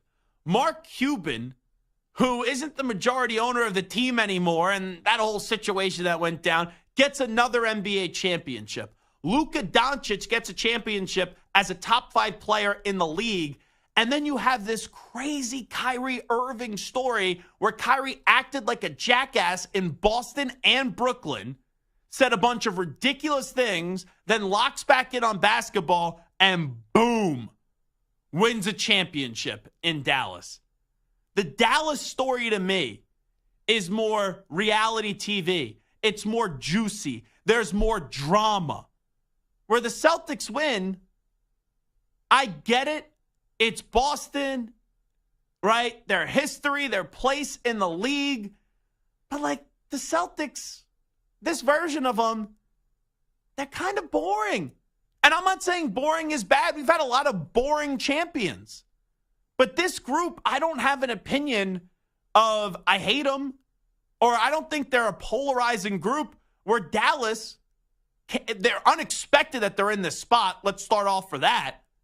But they are a polarizing group, this Mavericks team.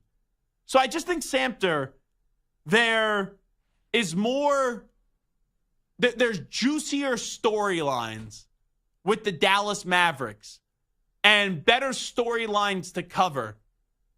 4 or 5 of them with Dallas than really anything on Boston outside of just a feel-good story of seeing Tatum and Brown finally find their way to get their NBA championship. So if the question was, who is it better for in the media, for us as radio? No, the league too. So that's where I differ. If it's who's more interesting for the media, I go, yeah, absolutely the Mavs. For the NBA, you have to go back to 2018 until the last time there was an American-born MVP. Giannis, Jokic, Embiid, Jokic. Okay. Jokic won the title last year. If we talk about Luka again being the star winning the title again, the NBA, it's great internationally that it has these international stars, but these international stars don't resonate as much locally within the within the U.S. because Jokic goes back to Serbia and Luka goes back. But what does that matter? They're here in season. You want a star who's going to be here, who people can rally around. Why? People who can feel connected to. Why? Why do I need an American to be here in his off season? I don't care. If we're talking about the NBA and you're talking about an American sport, fans gravitate more towards American players than they do towards international players. So you're telling me Nikola Jokic and Giannis and Victor Wembanyama, they're not good for the league? They're great for the league internationally for sure, and they're good domestically also, but they're not as good as somebody domestically winning. It's important for the NBA to grow internationally, 100%. But if we're Hold talking, on, those guys have evened out the NBA. They've made the NBA actually more watchable recently because you don't know every year who's going to win a championship. And you've had guys like Giannis and Nikola Jokic go on these incredible runs because of how great they're, the result titles. I feel like that argument is outdated. And I think that's like something from way back in the day, American-born superstars up against the foreign players. Personally, as someone that's about to turn 30 in 2 months, I don't give a crap where you're from. Just entertain me on a basketball court. You want to go home in the offseason? What do I need to hear from an NBA player in the offseason? That doesn't matter to me.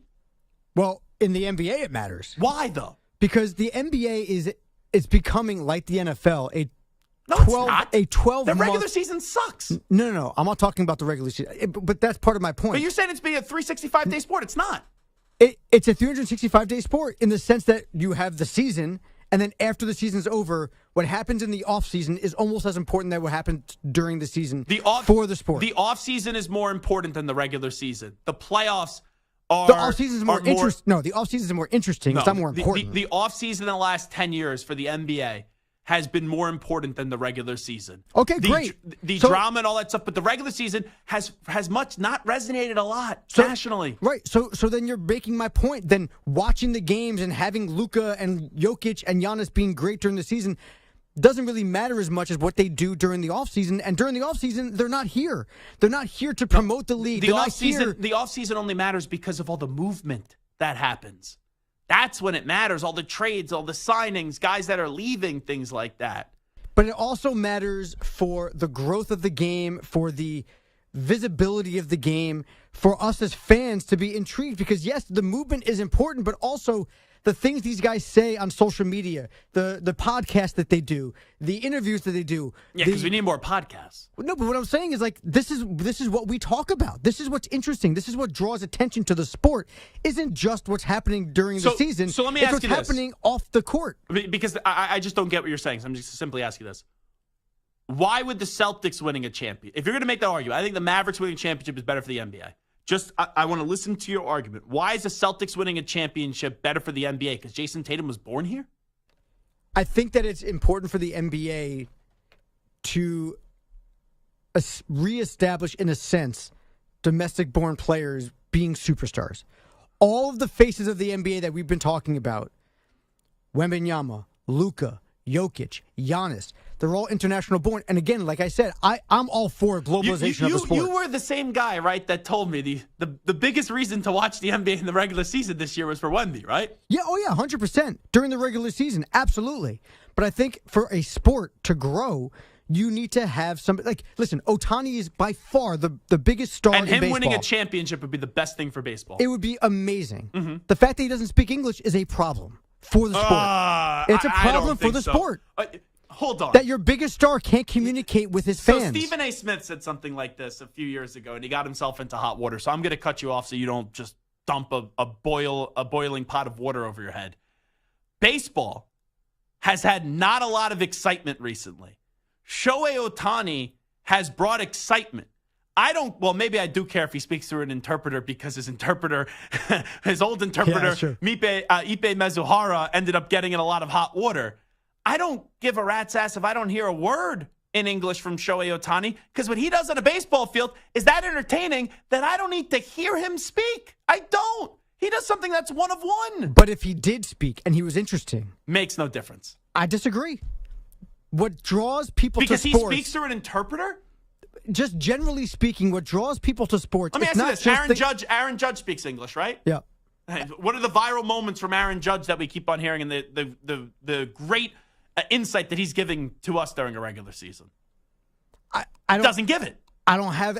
But that's another baseball problem. But that's just generally speaking, being able to watch a guy play and being able to hear his interesting things that he says on and off the field. So what if it comes through an interpreter or not? Those doesn't matter.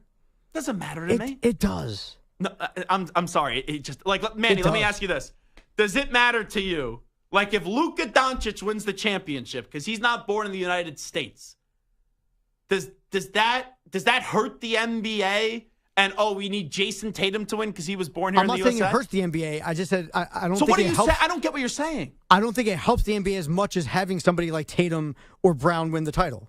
I think it helps the NBA better right now in this moment to have domestic players.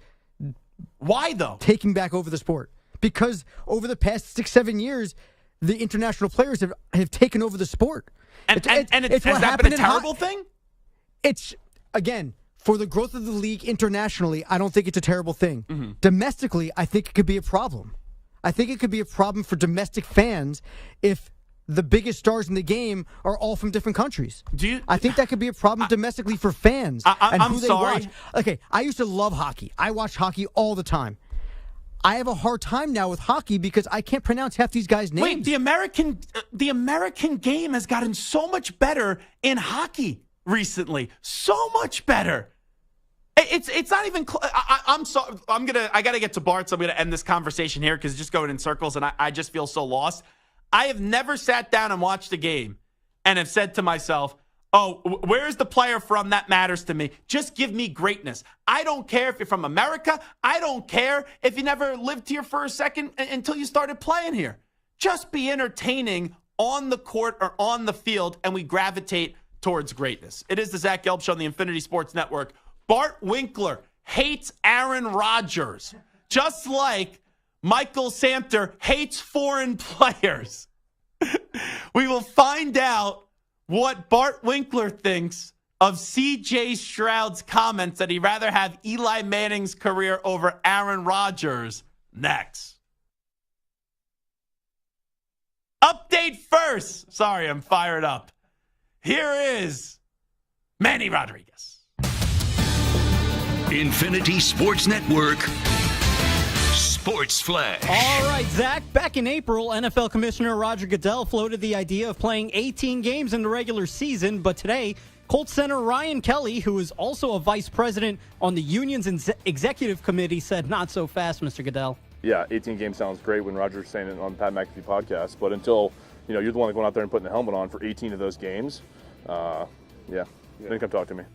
The current CBA is in place through 2030, but can be amended or renegotiated. After skipping out on OTAs while negotiating a new contract, Bucs left tackle Tristan Wirfs will attend mandatory minicamp. If he and the team can't come to terms on a deal, Wirfs will play under the fifth-year option. The Chargers have released Corey Linsley, the former Pro Bowl center and 3-year team captain, is set to call it a career.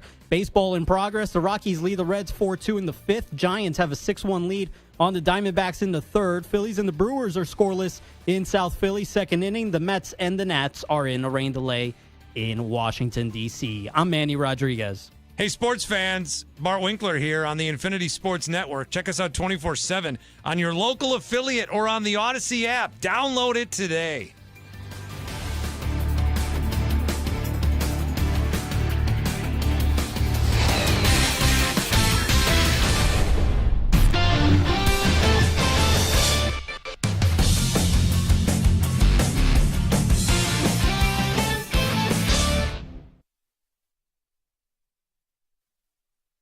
You're in a 5-minute break.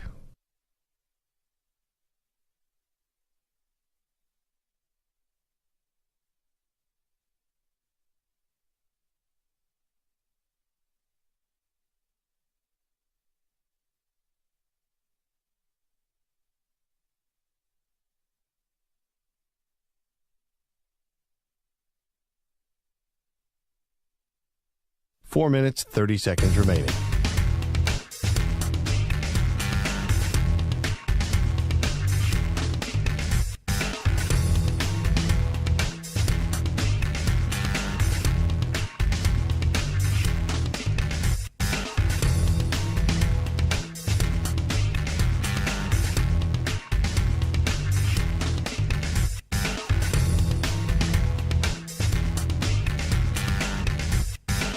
Four minutes remaining.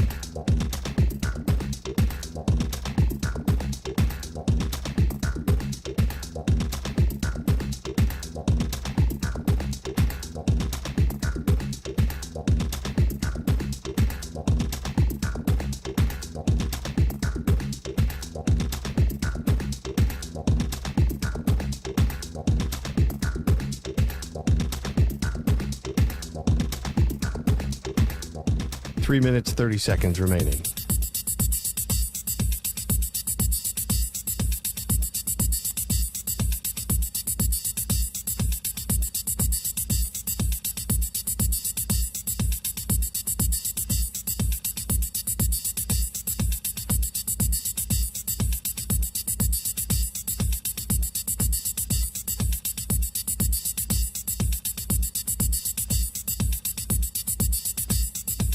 Three minutes remaining.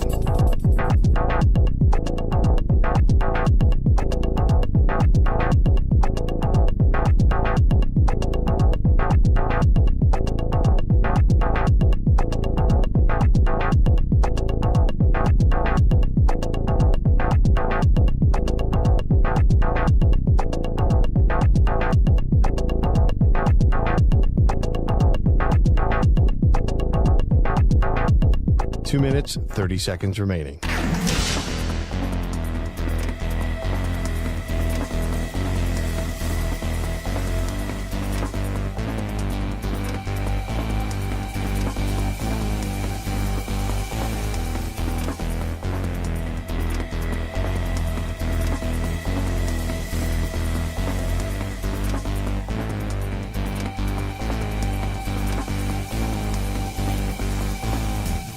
Two minutes remaining.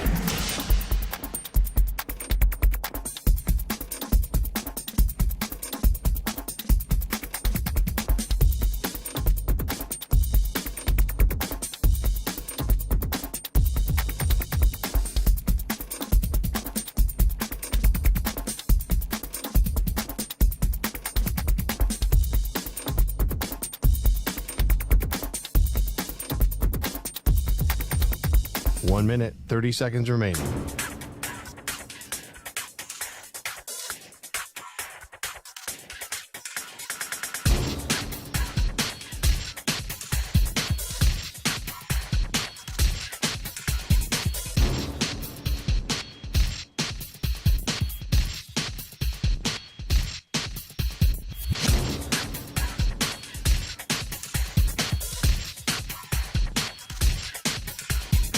One minute remaining.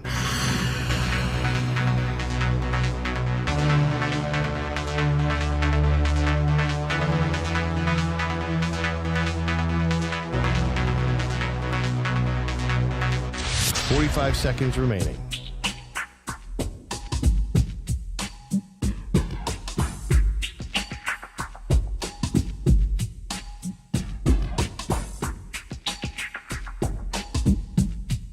.30 seconds remaining.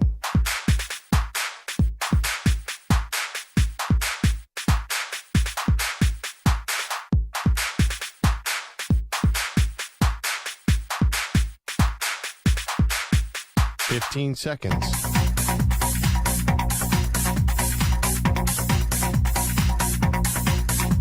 Break ends in 5 seconds.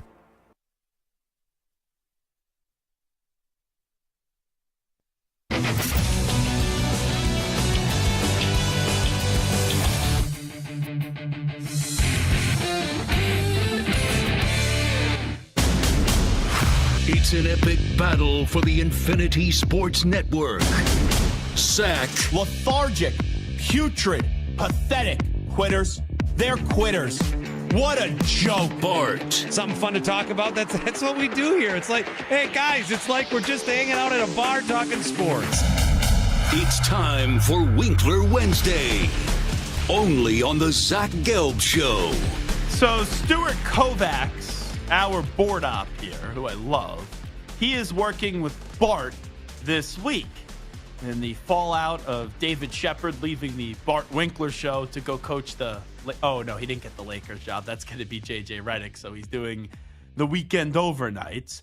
And I got a text from Stu. Bart was really good on the Rodgers-Eli stuff. Not as good as you... No, he just said he was really good on the Rodgers-Eli stuff. By the way, had the opposite take you had, so it could be good to ask him if you weren't planning on it, LOL. So I know Bart Winkler very well, and I know death, taxes, and Bart Winkler hates Aaron Rodgers. I tweeted to Bart earlier he'd rather go through a colonoscopy 10 straight days in a row than ever have to say something positive about Aaron Rodgers. So CJ Stroud the other day comes on out and says that he'd rather have the career of Eli Manning than Aaron Rodgers. Bart, I am fascinated to hear why you believe CJ Stroud is in the right, from my understanding. First of all, I have a new favorite player in the NFL. His name is CJ Stroud for giving us this gift of content. Yeah. During you sunburnt, by the way? Or is it just the shirt that you're wearing that has made your pink shirt shirt all on. pink? I got a red face. I think At first, when I looked over to the right, I thought you were sitting there shirtless, and I'm like, wow, Bart is as red as a lobster. I think it's just my face. Sorry about that. So, okay, here's if you follow me, here's what I want to say. I'll shut up. Go ahead. And then rebuttal as you wish. Obviously, Aaron Rodgers is a better quarterback than Eli Manning, right? Okay, obviously. And if you're asking somebody, hey, look at the careers before we get into achievements, but like look at the careers of these two guys, whose career would you rather have? You take Rodgers, he's best in quarterback rating ever, the 5-to-1 touchdown interception ratio. Yeah. I mean, you have that kind of career, you're an all-time great. But if you look at and he was kind of looking forward, and I like to really look at this as like looking back at it.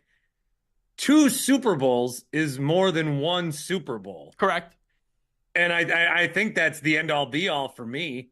Now, Rodgers won 4 MVPs, but again, the years he won the MVPs, they lost at home in the playoffs 3 or 4 of those years. And as a sports fan, and this is where I think we kind of forget about it because we root for our guys. We root for our guys to win MVPs. We will argue ferociously for our guy to win the MVP. And then when he wins the MVP, it doesn't mean anything. I'm going to grow up or watch my son grow up telling him more about the 2010 Packers than I am about the 2011 Rodgers MVP year. Sure. The 2014 Rodgers MVP year. So your argument is just you'd rather have the more Super Bowls. Yes. And I think in this case. So can I just ask you one quick question? Yeah. Oh, yeah. Would you rather be Joe Flacco or Dan Marino? See, this is why. I didn't say Brad Johnson. I said Joe Flacco. Yeah. Someone said Trent Dilfer or Dan Marino to me last night. And I think Flacco and Marino's a little more because it's interesting. You almost think well, he only did 1 year where he played 11 games and won a Super Bowl. I think that's why this one is so fascinating. These 2 guys specifically, because there's other arguments that I could, you could talk me into Dan Marino, even though he didn't win a Super Bowl. But yeah, and to be clear, I'd rather be Dan Marino than Joe Flacco. But so I asked this yesterday. Ack was the same person as you. He said he'd rather be Eli over Rodgers because of the 2 Super Bowls. And then I asked him, to give you more level playing field, Kurt Schilling. really good regular season quarterback. And, just talking about on the playing field, not the politics and all the crazy things that he says. And then one of the greatest postseason pitchers of all time. Like, that to me is the Eli Manning equivalence. And Randy Johnson or Greg Maddux is the equivalence to Aaron Rodgers.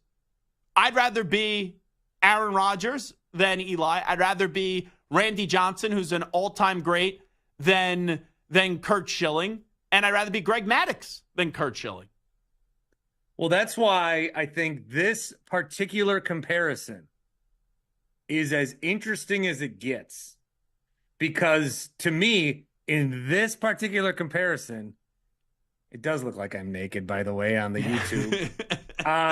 Never wearing this shirt again. If someone's just listening on the radio, they're like, what the heck did this guy just say? It looks like I'm a lobster. It looks like I'm very sunburned. It's really off-putting looking at myself. Eli Manning had 2 Super Bowls that not only did they beat Green Bay in Green Bay on both of those routes, by the way. Yeah. One against Favre. But then they won 2 Super Bowls against the New England Patriots. Tom Brady with crazy plays. Bill Belichick. And the more that Brady wins and Belichick won, they won 6, the better like Eli looks. I mean, you can go to a Tom Brady roast and specifically just say the words Eli Manning Absolutely. as the punchline to so many jokes. Mm-hmm. And I know that in the back half, Eli Manning, the last 6 years, he made 1 playoff and they lost that game. But the way that we are going to look back at these guys' careers, assuming that Rodgers doesn't win with the Jets, which I am going to not just assume, but guarantee, the way that we're going to look back at this is we're going to look back at, Eli Manning was a pretty decent quarterback, got in the Hall of Fame. The 2 Super Bowls were against the Patriots, and those were memorable Super Bowls against the dynasty. We're going to look back at Rodgers as a guy, again, just on the field, who won a Super Bowl early, couldn't get back to one late. Fair. Constantly kept playing to scratch the itch of maybe getting back to another one. But you know what you will also say? Super Bowl that's not memorable. Nobody remembers it. You know what you will also say? You will also say that Aaron Rodgers is one of the greatest quarterbacks of all time. You will not say that about Eli Manning. Aaron Rodgers is a top 10, top 15 quarterback of all time. You can make the Hall of Fame, and everyone goes, you're in the Hall of Fame, you're an all-time great, but no one's ever going to say Eli Manning was one of the greatest quarterbacks of all time. That doesn't do anything. Like that one, I don't know that does anything to me. That to me is the argument. I won 2 Super Bowls. Well, I beat Tom Brady twice. The greatest quarterback. So he can be one of them. But the guy you think's the greatest, I beat him 2 times. Sure. I have the better career. Totally get it. It's funny, though, to me. Aaron Rodgers has 4 MVPs. Eli's only made 4 Pro Bowls. I just think the better career, whose career would you rather have? I still think it's Rodgers because it's not like if Eli had 4 Super Bowls, I think it's a different conversation. But is there really that big of a difference when you look at how much better Rodgers was in the regular season compared to Eli from then 1 Super Bowl to 2 Super Bowls in the postseason? I don't think what I've learned in this debate is that 2 Super Bowls, which a lot of people just think is like 1 more than 1, because that's how math works. Yeah. 2 Super Bowls to me is a lot more than 1. Like it is like 40 more. So can I ask you this then? What? You hate Rodgers. We know that. Well, I don't think that's been relevant to the conversation. No, but it is with what I'm going to ask you. But I do very much not like him. It is what I'm going to ask you. I don't know your opinions about Brett Favre. Would you rather have the career of Brett Favre or Eli Manning? I would rather have Eli Manning's career. And it's just because of the 2 against the 1 and the Super Bowl still. Yeah. Okay. I was just wondering. And again, what Eli's got going for him is like those last 6 years were so bad. I used to always think he was playing himself out of the Hall of Fame. But we don't remember, unless you're like a Giants fan that lives and dies every game. The average person is going to look back in 20 years when comparing these quarterbacks and never saw them play. They're going to say, Rodgers won a bunch of MVPs. Why only 1 Super Bowl? I think the same thing started happening with Jokic. When he had 2 MVPs and 1 NBA championship, I was like, all right. But now that he's got 3 and just 1, then losing in the playoffs becomes a bigger deal. You're the MVP, man. If you're the MVP, if you're the best player in the world, how are you only getting to one championship? Well, I think the more Packers MVPs fans you will make a win- lot of excuses for Aaron Rodgers. A lot of those are valid, I will say. They are. The one against Tampa Bay when Brady threw 3 interceptions and they could not win that game and they had many opportunities. I know everyone crushes LaFleur for that, but you got to get on Rodgers for not putting up enough points in that game. And then also, and then the next year they scored 10 points against the Niners. When he a had snowy game that you're supposed to be comfortable with. And then the next year the Lions come into town and beat you with a trip to the playoffs. And he on the had line. Lazard wide open. I think it was Lazard, and he ended up forcing the ball to Devontae Adams and it got intercepted. Yeah, so there's plenty of blame on Rodgers. There's also plenty of excuses to be made. Sure. But by the way, who do you think wins the NBA Finals? Who are you going with? I have reluctantly settled on the Boston Celtics in 6 games. Can I just give you a piece of advice, by the way, for how you're going to go about your program tonight? Please, I have empty rundown staring me in the face. I don't know. I don't know if you brought this up last night, but Stu is a big Lakers fan. He does not like J.J. Redick. Can we get his thoughts on J.J. Redick? Should I not prank phone call. Should I just call in under a different name and start to bring that up? J.J. Redick to be the coach of the Lakers is insulting to anyone who's ever had a work ethic that has tried to go on a career path and succeed. Shep or J.J. Redick? Who should be the coach of the Lakers? David Shepard is far and away more deserving of that job than J.J. Redick. J.J.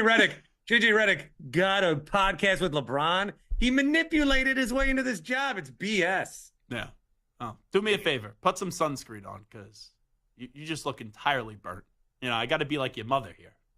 I haven't been outside in 2 weeks. I don't get it. You're like the dude in bench warmers. Still white.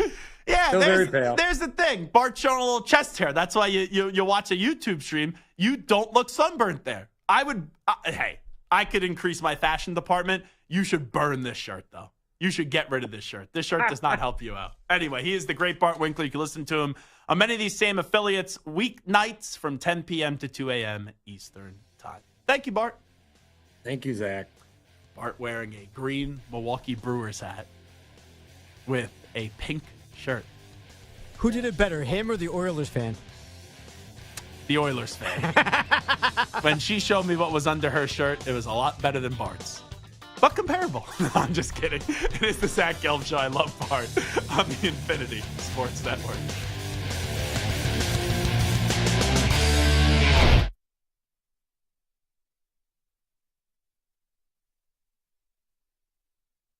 You're in a 5-minute break.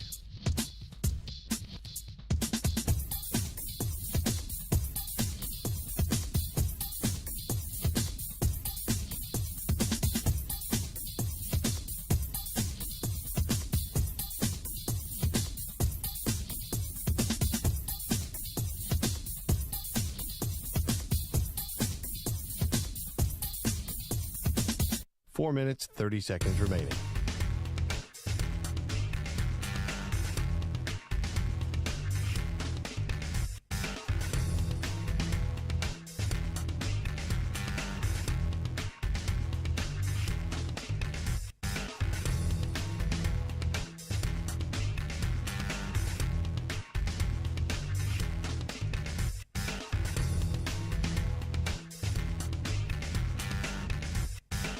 Four minutes remaining.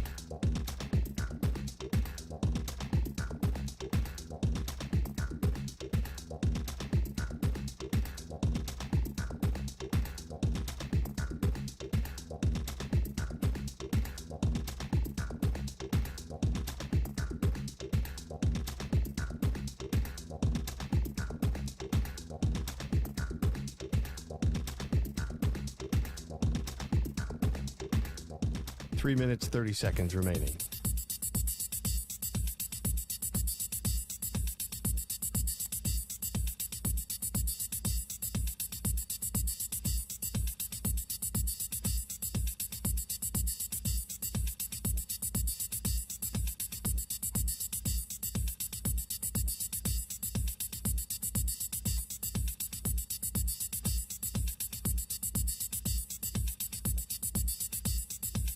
Three minutes remaining.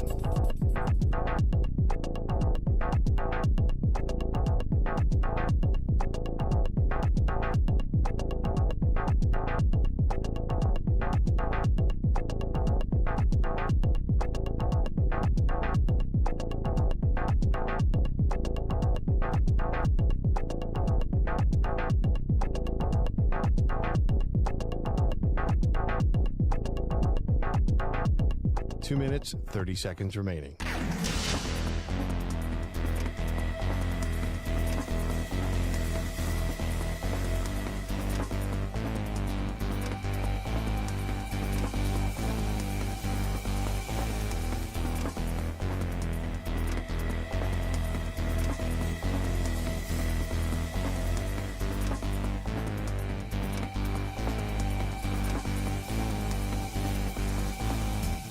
Two minutes remaining.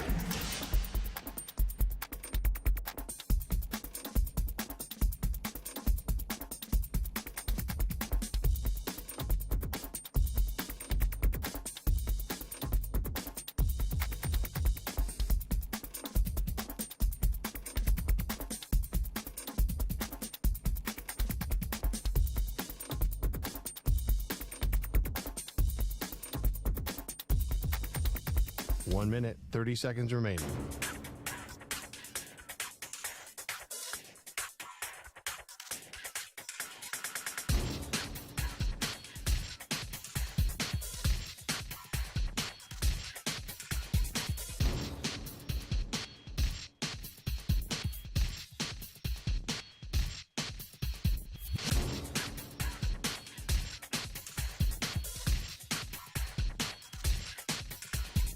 One minute remaining.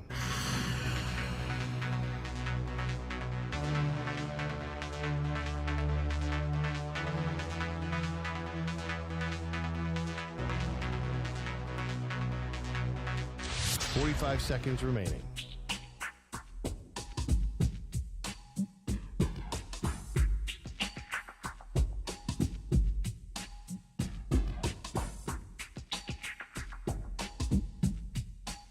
Seconds remaining.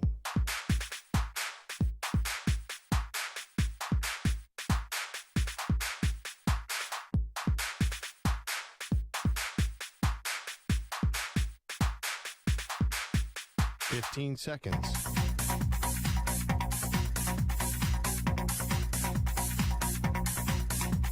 Break ends in 5 seconds.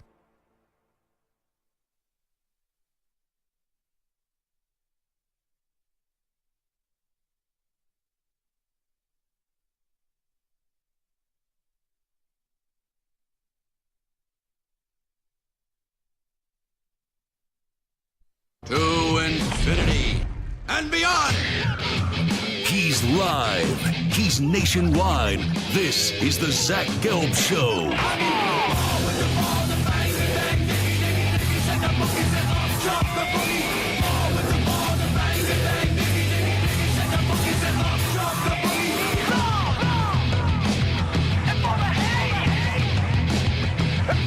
Here's your host, Zach Gelb. All right, it is the Zach Gelb Show on the Infinity Sports Network. If Channing Crowder gets a great answer out of Michael Chandler, I want credit. I want big credit. So I guess I'm becoming a UFC guy. I like UFC. I'm a casual fan of the UFC. Channing Crowder is also a good friend in the radio media business, right? And I go on their show once a week. We text a bunch. You know, we've had some good laughs now for at least a decade. And I first met Channing Crowder when I was a senior in high school, and he was just getting started in the radio business when he was working for WQAM with Sid Rosenberg. So Channing texted me because he heard I was at the UFC over the weekend. And he goes, I'm interviewing Michael Chandler tonight. Don't know much about MMA. You got anything good for him to ask? And I go, you got to find out if this fight's going to be happening at the end of the month. So for people that don't know what we're talking about, they were supposed to have a press conference in Dublin, Ireland. And it was going to be McGregor, Chandler, and Dana White. As Chandler's on his way to the airport, I guess UFC officials tell him, don't come. The press conference is off. We have heard nothing from the UFC yet as to why that press conference was canceled. Conor McGregor said there was things that were out of his control as why it got canceled. And there's a lot of speculation in the MMA world that this fight is not going to happen. Now, Ariel Helwani, who is like the Schefter of MMA, except Dana White and Ariel Helwani don't see eye to eye. So it'd be like if Roger Goodell banned Schefter from going to things and wouldn't credential him. That's kind of like the Ariel Helwani-Dana White relationship, which I don't know why. And I do like Dana White. I have nothing against Ariel Helwani. I find his content to be really good. And he's always seemed to be a nice guy the 2 or 3 times that I've ever talked to him. But clearly there's a lot of history between those two. But Ariel Helwani, whose opinion I trust, he said there's optimism now that this fight's actually going to happen at the end of the month. By the way, so I'll be curious if Channing and, I don't know, I'm assuming Fred Taylor, Ryan Clark go to the interview, how much they're going to get into. Because I responded by, you have to find out if this fight against McGregor at the end of the month is actually happening and why the heck the press conference was canceled. And congratulations, by the way, to Ryan Clark and Channing Crowder and Fred Taylor with their success at the pivot. They just got picked up by Michael Rubin and Fanatics and all that stuff. So that's very big for their brand. June 29th is a big day, by the way, gentlemen. You know the significance of June 29th? Just wondering, Carlos? Not off the top of my head. Uh-oh. This is my concern. Samter, what's the significance of June 29th? It's the day before the last day of June. Oh, I know it. I remember. What is it? Is it kickball? Thank you. Here's my concern.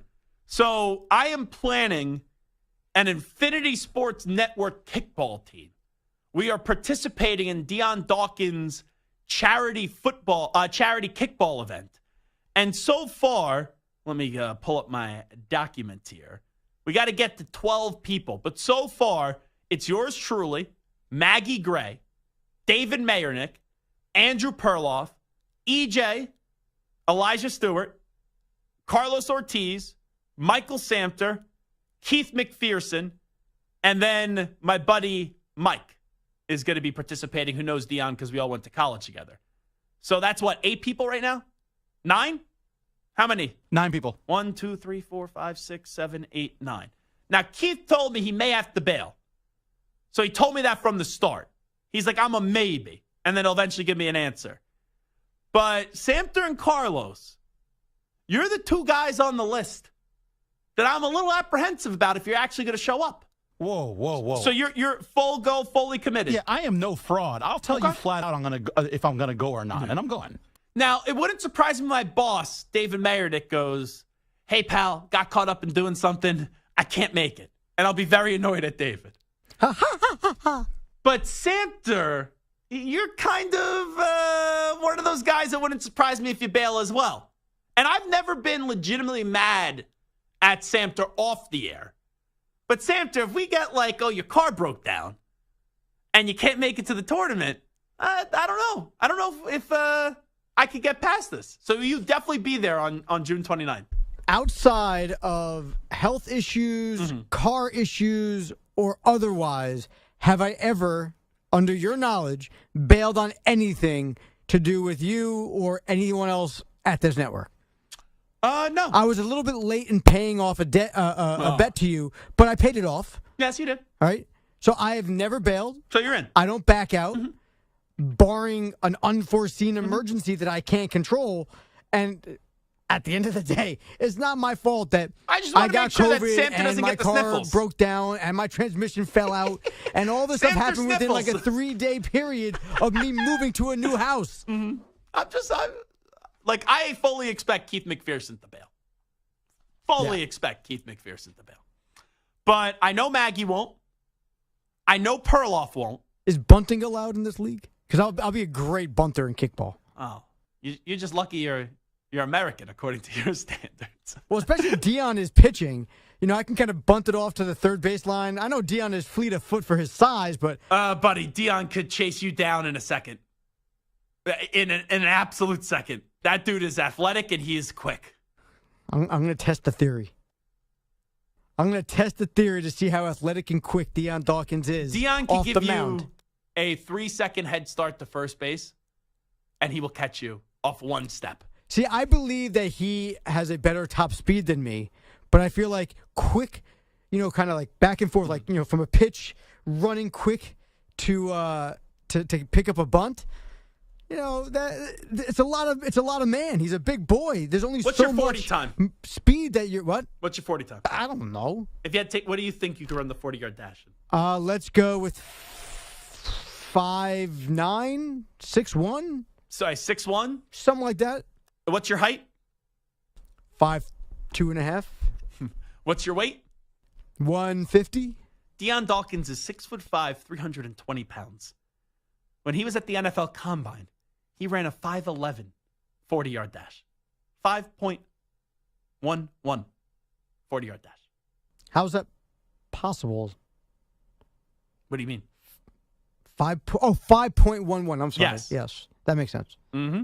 Yeah. That was his 40-yard dash. No, he's that is so impressive that Samter didn't even know how to respond to it. No. I was doing the math in my head. No, I don't believe that his top speed is higher than mine for sure. But side-to-side, quick motion, I'm quicker than he would be. No, you're not. Because I'm small, a lower center of gravity. Just like side-to-side quick bursts. No. He's just too big of a man. The dude gets There's just paid too much to drop size. back and go side-to-side and block linemen. He pulls as a tackle. He has caught touchdowns, has got past the secondary to score touchdowns in the NFL. All right, so what is up with you GD producers? You, Shep, who actually Shep's going to get mad at me if I refer to him as a producer anymore, so sorry, Shep, but when you were, you said stupid things. How many? Shep thinks he can coach the Lakers, and you have what? More side-to-side quickness than Deion Dawkins? I'm just saying small people are quicker typically than large people. Now, he is a freak of nature athlete because he's a superstar NFL All-Pro future Hall of Famer, so he might be an exception to this rule, but typically small people with lower centers of gravity, they have less body and less physical surface area to move around, so we're better in short spaces. Okay. I'm just saying. So who else do we need to invite to round out this kickball team? Because if we don't end up getting to 12, you think Jim Rome's going to fly from California for us? Hey, I would love to have Rome join us. I would love to have D-Ben join us, who is athletic. I'm disappointed. I didn't hear back from D-Cell. We'll check with D-Cell tomorrow. Yeah. I'm trying to think who else. Stu hasn't committed? Stu told me he cannot. That's unacceptable. Yeah, I was it's his mother's birthday on June 29th, so he cannot make it. I guess they have some family event. Fine. Mother's birthday is okay. Who else? You want to go Sean Marash? Marash is surprisingly athletic. I don't know if Marash is going to make the drive to New Jersey. Jersey might be a deal breaker. In Rahway. Right. How about Tiki and BT? They're both Jersey guys. Oh! They're both Jersey guys. Talk to your guy Tiki. I'll Your best talk friend, Tiki Barber. Listen, Tiki I'm sure will be fine at kickball. BT would be crushing balls over a fence. You know, I just had someone text me. Who's that? I'm not going to say who this person was that texted me. They said they're listening to the show right now, and I appreciate them listening. You should try to get messy for the kickball game. That was a suggestion I just got. All right, let's do it. I'll fly down to Miami and recruit. Now, here, you know who we're going to reach out to? She works in promotions. Jess Clark. I did not know, this person also texted me, that Jess Clark played soccer in college. Oh, that's so cool. Let's get it. Let's make it happen. Yeah, let's get Jess Clark, who's great at promotions. Suck up to the promotions people here. It's a good way to get some free stuff. So, anyway, I'm looking forward to this kickball tournament. Now, this was brought up on another show, so I have to address it. And then we'll get to the 5 biggest NBA storylines for this upcoming NBA Finals. This is on the Anthony Gargano show. Anthony Gargano, the Cuz, does a great job, Philly legend. He had Sean Padden on. Sean Padden is basically the GM of Nebraska football, the Cornhuskers. And in this conversation on the future of college football with Anthony Gargano, Sean Padden brought up Zach Gelb's potential athletic career. Listen up. We're going to be going to English Lit class looking for big kids. Well, our mutual friend Zach Gelb, I tried to get him to walk on when we were at Temple. he came to a morning workout, and I thought he was a walk-on. I was like, "Yeah, what's up, big man? How we doing?" And he's, pencil and paper. He's a reporter. You know what I mean? But yeah, you're always looking for big bodies. That's for sure. That was a moment when I heard that yesterday. I was alerted to that sound. It's a true story, by the way. Matt Rule, Sean Padden, and Chris Wiesahan, they begged me to walk on to the football team when I was covering the football team. The reason why they begged me is because a lot of guys were getting hurt. It was in the offseason. They were down on bodies. They needed some people to just be big and stand in place and practice and probably just get abused on a football field. But they begged me. And when I heard that audio yesterday, all these years later, more than a decade later, I had a moment where I'm like, what would have happened if I would have said yes? And I think I would have gone on to have an illustrious college football career. And I think, quite frankly, I'm not in this chair today. I think I'm the left guard for the Buffalo Bills next to my dear friend Deion Dawkins, and you guys are entering to play in my kickball tournament. That's what I think would have happened. I think I would have gone on to be the left guard for the Buffalo Bills. So you're going guard, not center, not tackle. You're going guard. Yeah, you'd have to. Listen, you're a big fella, but you have to add a good tackle, 80 pounds, 100 pounds. What you got now? I played left tackle in high school, and I also played defensive tackle in high school. I think I would have been transitioned into a left guard. I do. I would have been like Jerry Kramer. Would have been like Jerry Kramer or Zach Martin. Nah, Jerry Kramer. All right. I'm a Jerry Kramer guy. One of my favorite football players of all time, even though I was not around to see him play. But I love Jerry Kramer. And the fact that they made him wait so many years to get in the Hall of Fame was a travesty. I'm more of a Cosmo Kramer kind of guy. Anyway, it is the Zach Gelb Show on the Infinity Sports Network. So here are the 5 biggest storylines going into the NBA Finals. Number 5. I think I'm going to be the first radio host in the country to bring up this opinion. If Al Horford wins this NBA championship, I think Al Horford will cement a spot in the Basketball Hall of Fame. Remember, I just said the Basketball Hall of Fame. It's not the NBA Hall of Fame. It takes everything into account that he's done in his basketball career. Remember where Al Horford played college ball at. It was at Florida with Billy Donovan as the coach. They've won 2 championships, back-to-back 06, 07. He has gone on to be a 5-time NBA All-Star, and the only thing missing is an NBA championship in his career. Al Horford, personally, I would not put him in the Hall of Fame, but the standard for the Hall of Fame in the NBA is not for always great players.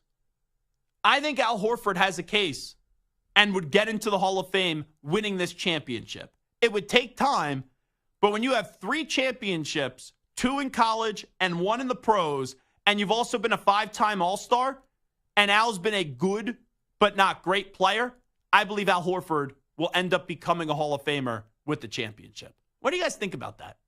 Because any other sport, if Al Horford was a football player, 1 championship, 5 All-Star appearances, we wouldn't be saying Hall of Famer. If this was Major League Baseball, we wouldn't be saying it.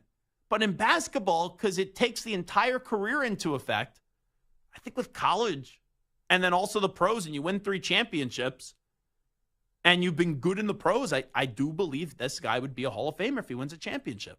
What do you guys think about that? I mean, the college part does add a little bit of a wrinkle, but I feel like he's probably one of those guys, because there's so many other deserving guys who are probably going to get in. Mm-hmm. He's one of those guys who, when we're old and gray, I'm half gray. I hate to break it to you. I am gray now. Yeah, me too. I mean, the beard. I'm not old, but I am gray. Honestly, I don't see a lot of on the sides, I am gray. Your dad's gray. Yeah. Well, he doesn't have a lot of hair. Yeah, that's true. He's also 65. Yeah, no, but I mean, he's been gray as long as I've known him, and I've been here for a bit. But, I mean, I can see a little bit of salt and peppering. I'll tell you this, the ladies love it. A little salt and pepper, a little bit of, it's distinguished. I love it. I love a little gray in my beard. Okay.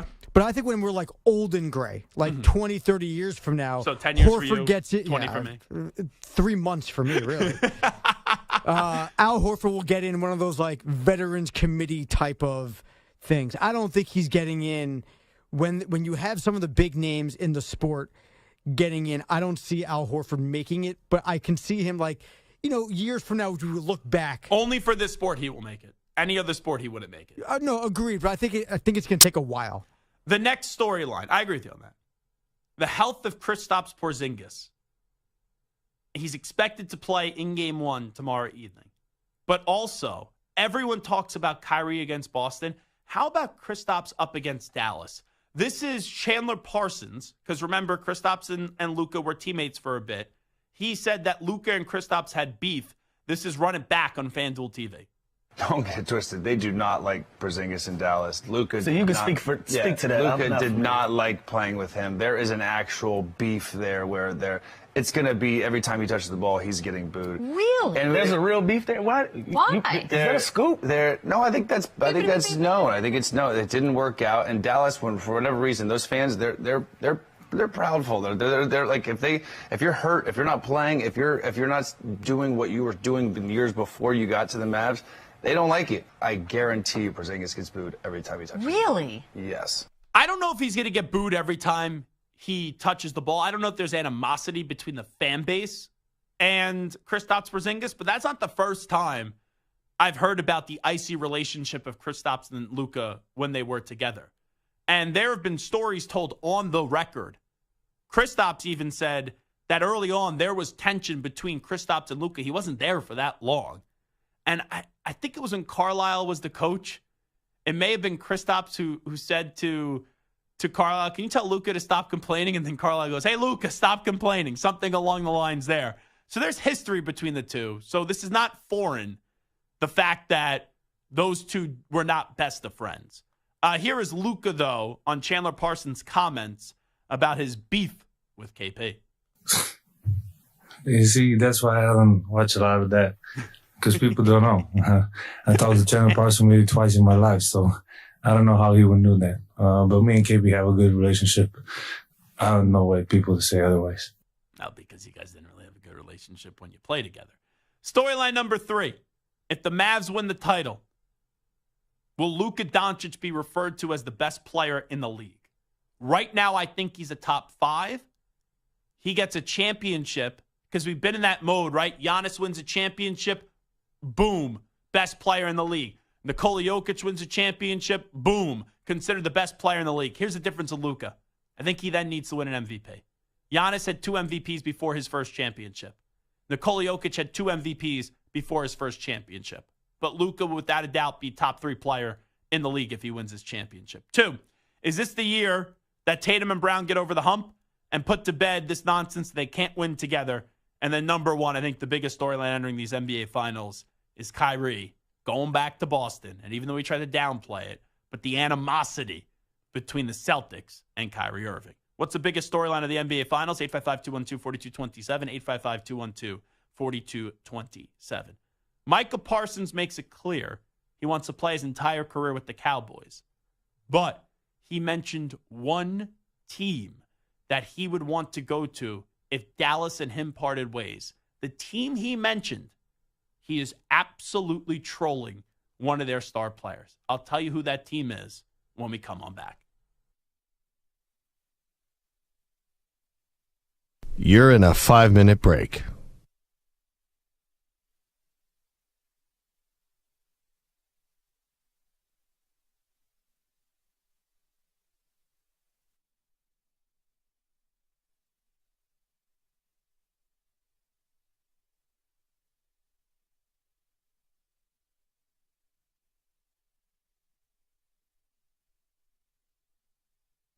Four minutes, 30 seconds remaining.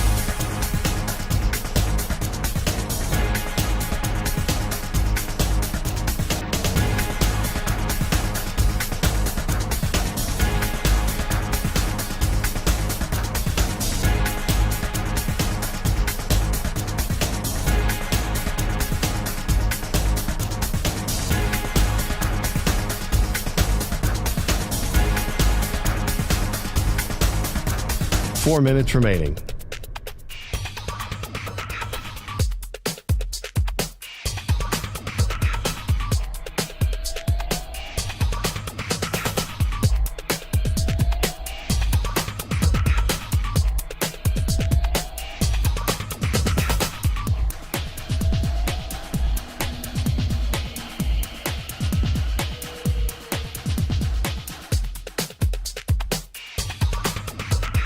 3 minutes, 30 seconds remaining.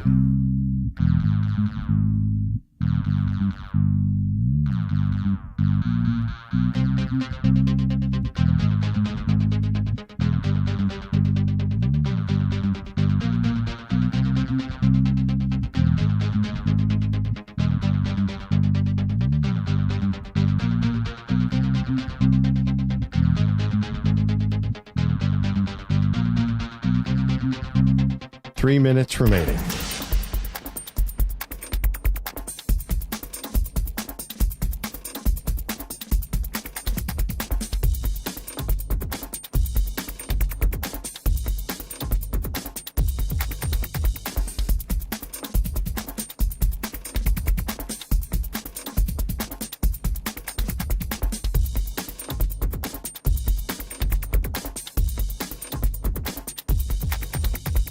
Two minutes, 30 seconds remaining.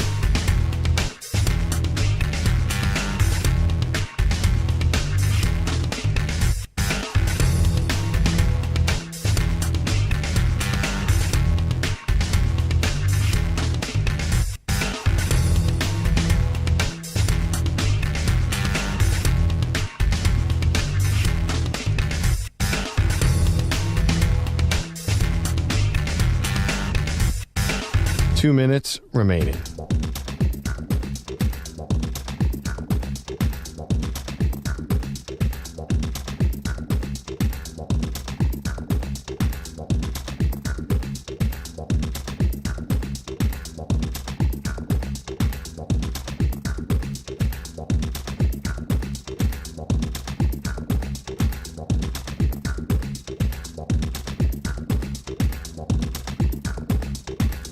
One minute, 30 seconds remaining.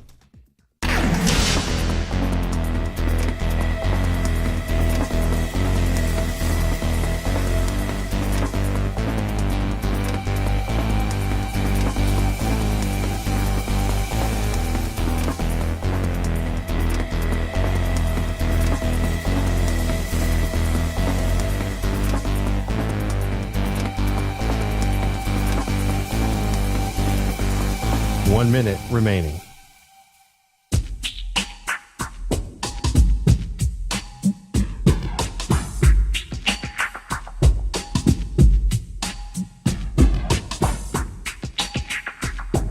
Forty-five seconds remaining.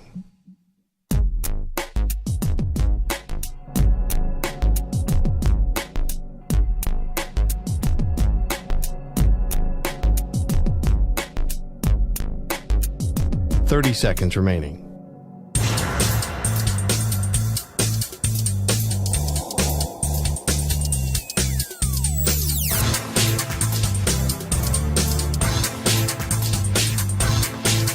Fifteen seconds.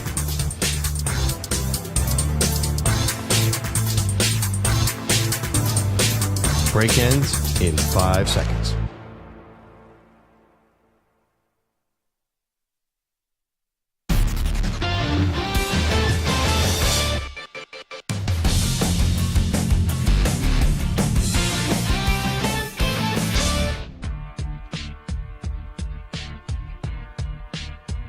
The fun continues on the Infinity Sports Network.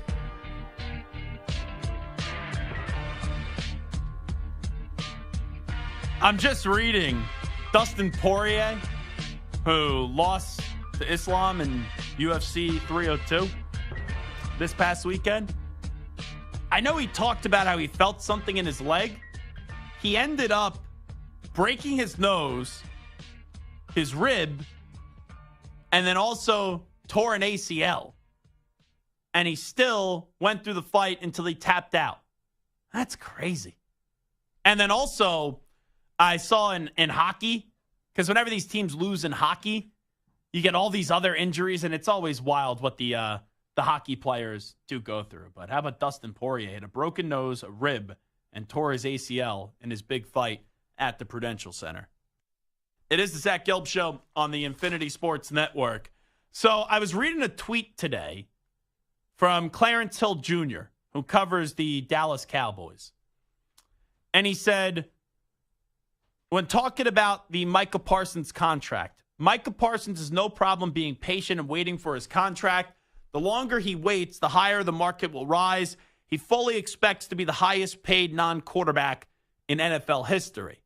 Then, in another tweet, Micah Parsons has no interest in playing anywhere but with the Cowboys. He said it's important for his legacy and doesn't want to bounce around. But if he hypothetically did go home later in his career, it would be to join the Pittsburgh Steelers, not the Philadelphia Eagles, partly because of Mike Tomlin. Now, hold on. Hold up, wait a minute. Micah Parsons was on this show and tried to eviscerate TJ Watt.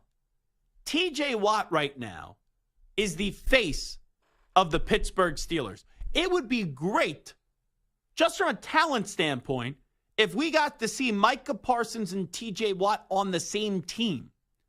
But Micah Parsons, whether we know he doesn't want to admit it, but it's clear that Micah Parsons hates TJ Watt. Hates him.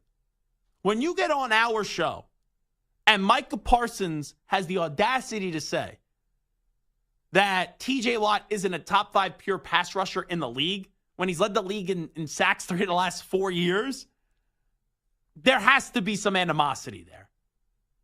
So I don't think that's even possible. And Micah, we know, is very media savvy. I think he's trolling TJ Watt there. I really do. Like, the team that I want to go to if it doesn't work out with the Cowboys are the Pittsburgh Steelers. You would have to get TJ Watt's blessing. And is TJ Watt going to be all jacked up about playing alongside Micah Parsons? Like, Santa, we'll run back in just a second what Micah Parsons said to us at the Super Bowl. But you were there. It was the most shocked I've ever been doing this show. Like, I was more shocked what Micah Parsons said on this show than the time Aaron Donald to that PR rep. It wasn't even Donald's fault, but Aaron Donald, the PR rep, just appeared on the screen and was like, oh, you got to ask about Dr. Teals. The Deebo Samuel thing, I've heard things about Deebo kind of being a jerk, so I wasn't surprised he was short and then his feelings got hurt and they hung up the phone on us. But that had to be the most shocked I've ever was when Micah came on and he was like, TJ Watt isn't a top 5 pure. I would usually rant and rave if a caller said that. I just didn't know how to even respond to Micah. Outside of just saying, like, it just seems like you hate him. Do you hate TJ? I think that we'll play it back in a second, but I'm pretty sure I said something along the lines of that. Like, I was just dumbfounded. I was only shocked one more time than that. There was 2 other moments. It was obviously the night we were sitting here and Aaron Rodgers had the Achilles injury, 3-4 plays into his career with the Jets. And then when I was on the air for the DeMar Hamlin situation, like, I was just shocked, didn't know how to react to it. But that Micah Parsons thing, which one doesn't belong? But the Micah Parsons thing, it was just so shocking that a guy who's a great pass rusher in the NFL could say that basically TJ Watt isn't a top 5 pure pass rusher when he just led the league in sacks. So do you think when you say he's trolling TJ Watt, do you think he's trolling him in the sense of, I will replace TJ Watt in Pittsburgh because I'm that good? Or do you think he's saying, I will team up with TJ Watt and we will form a dominant... No, I think he's obsessed with just mentioning TJ Watt. And I think in his mind, and he could sell like, oh, I'd be going home, all that stuff, blah, blah, blah, blah, blah, and the respect I have for Mike Tomlin. But I just think he is, like, obsessed with having to mention the Steelers and TJ Watt. Like, this has been an entire offseason beef. It started with us at the Super Bowl, and it has just continued and continued and continued and continued with him taking shots at the Steelers and TJ Watt.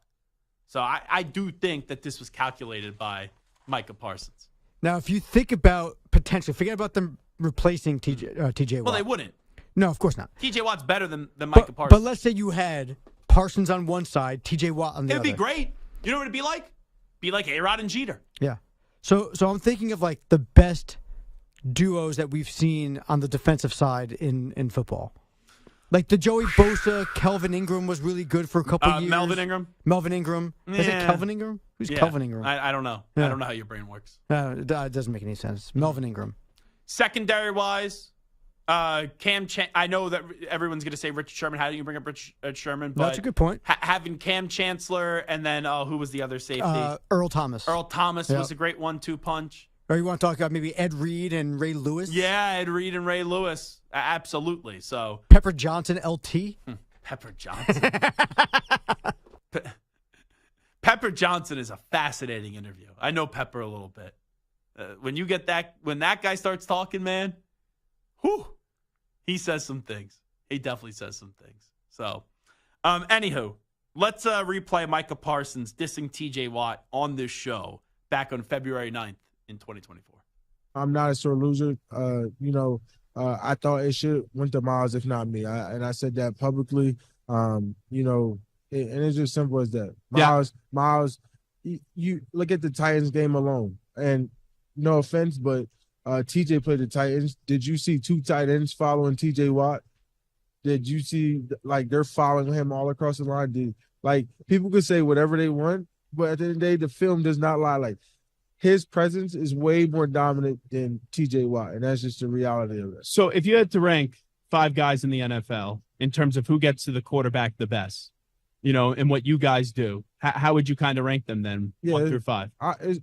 I think I'm probably the best pure speed pass rusher, but if you're going off defensive ends, run and everything, you can label that. But you're talking about pure pass rusher, I would say if you look at my win rate I was the best one this year, so it would be me. And I would say Miles, and I would say Max, and I would say Nick Bosa. And then I would say not TJ. I mean, look at the stats. That's one thing. Sacks. The stats don't lie. He was not top. I think he might have been 5th or 6th. Alex Highsmith, I think, had a better pass rush rate and a more double team rate than TJ Watt, if you really want to be statistically. This isn't my stuff. I'm not just pulling this out my ass. Look at the stats. So the only thing I'm just going to say about this is I just know when you say something like this, what the reaction is going to be. People are going to think that you and TJ Watt have some beef and stuff like that when you get the Cowboys and the Steelers fan bases all intertwined. There's no beef with you and TJ Watt. There's no beef at all. One thing I hate about the NFL community and NBA community, we just hate when someone else wins. When I lost to TJ, I did not go in and say I got snubbed. I just said I'm going to go to work. When I lost to Nick Bosa the year after that, I did not say I got snubbed. I just said I'm going to work. When the biggest mistake in people is that the saying that someone is not deserving. Who are you to say someone's not deserving of an award of that magnitude? It's amazing. I'm just listening back to it. I'm still stunned by the whole thing and how that did go on down. But now Micah Parsons saying if I ever left the Cowboys, I'd want to go to the Pittsburgh Steelers. You know who's other good duo recently in the last 10, 15 years? Dwight Freeney and Robert Mathis. And even if you take Mathis out, when the guy was healthy, Bob Sanders and Dwight Freeney. Bob Sanders, when he was healthy, he was absolutely sensational. And recent guys, I'm not going back 30, 40 years and things like that. Troy Polamalu and James Harrison, too. That was another great duo. Don't ever say James Harrison's name to me, please. Why? Oh, because you lived in Arizona. I actually know where I saw you, Santa, before I worked with you. You were on the sideline getting in the oxygen mask when he took the 100-yard plus reception back to the house. I was trying to push Larry Fitzgerald to tackle his ass out of bounds. Just get him out of bounds. Get him out of bounds. That's one of the great plays in Super Bowl history. That play, you think about the Cardinals were about to go in for a touchdown. I've ever seen. They were about to go in for a touchdown to end the half. He picks it off, which stops the touchdown, brings it back, and the time ran out while he was running. If he doesn't get into the end zone, then it doesn't matter. It's just a pick to stop a touchdown. That swung 14-point. That changed the entire game. Mm-hmm. That was the worst play in the history of my life. You really are an NFL whore. You really are. Oh, I hate that play. A Cardinals fan, a Jet fan, a Chief fan. You were for I'm not everybody. a Jets fan. I'm a Chiefs fan. You were, though. I was. Yes, that's what I'm saying. You sleep around with these NFL teams. You really do. You had a romance with the Chiefs. That's your romance now. You had a romance with the Jets. You had a romance with the Cardinals. Who's next? No. Listen, I don't sleep around.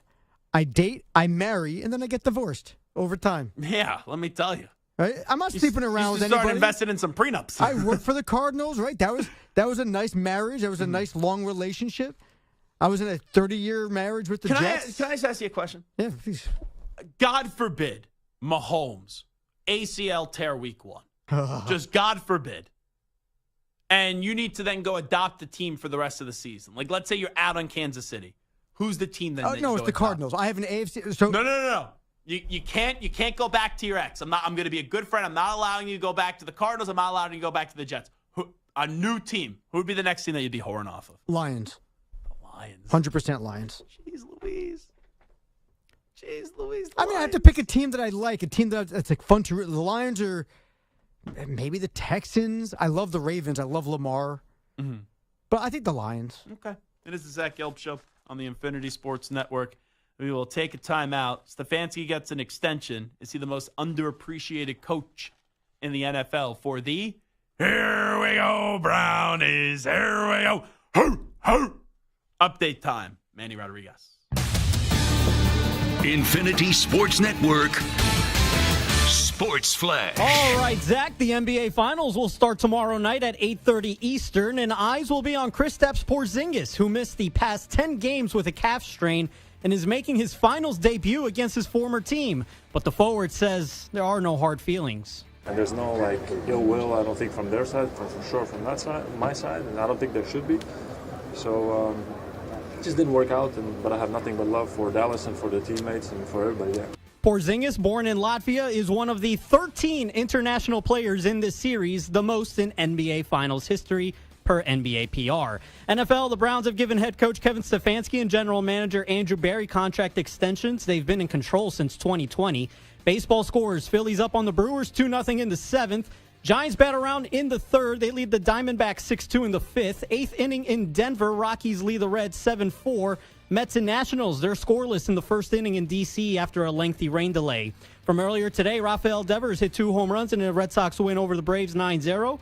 And the Cardinals, they double up on the Astros 4-2. I'm Manny Rodriguez. Hey, sports fans, it's Jim Rome. Check us out 24/7 on Sirius XM, channel 158.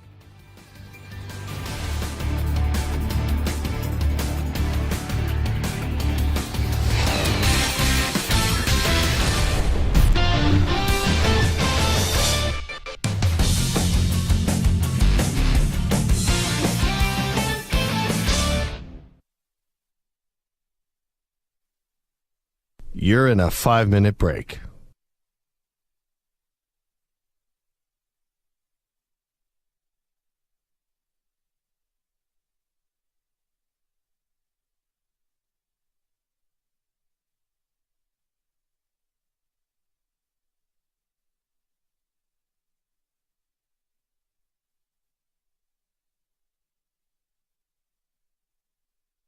Four minutes, 30 seconds remaining.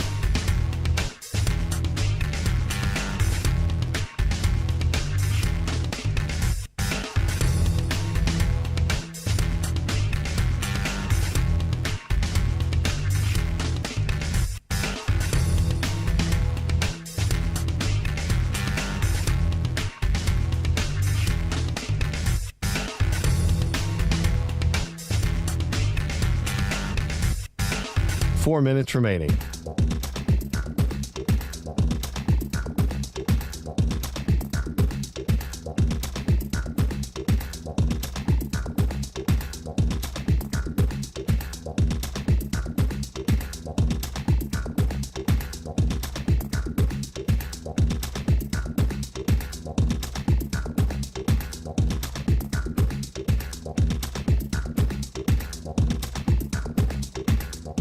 Three minutes, 30 seconds remaining.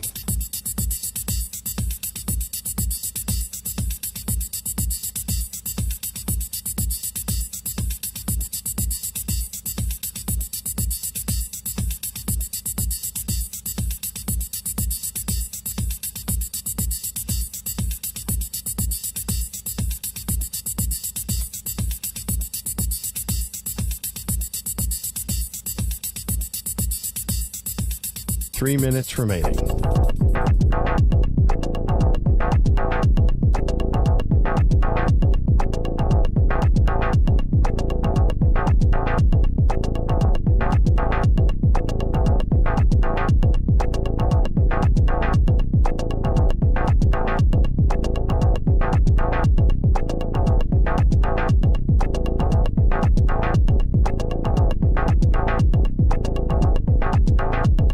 2 minutes, 30 seconds remaining.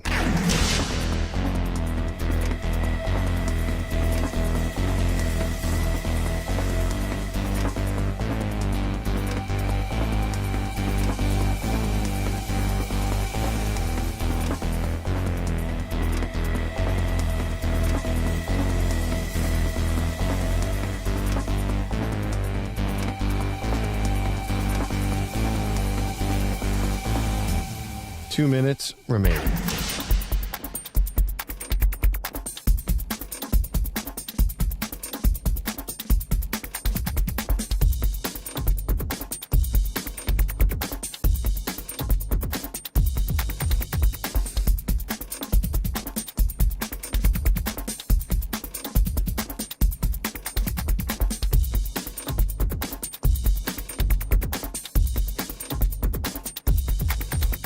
One minute, 30 seconds remaining.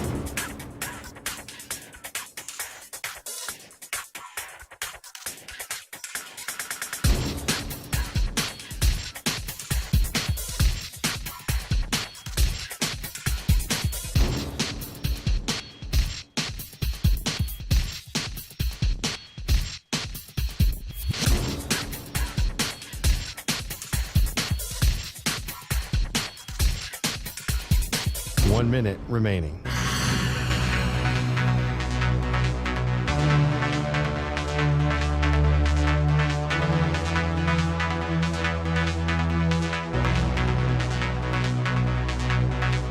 Forty-five seconds remaining.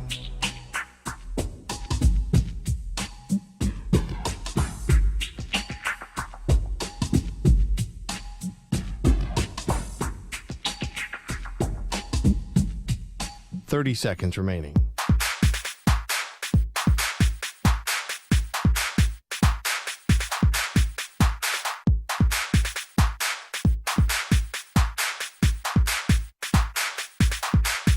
Fifteen seconds.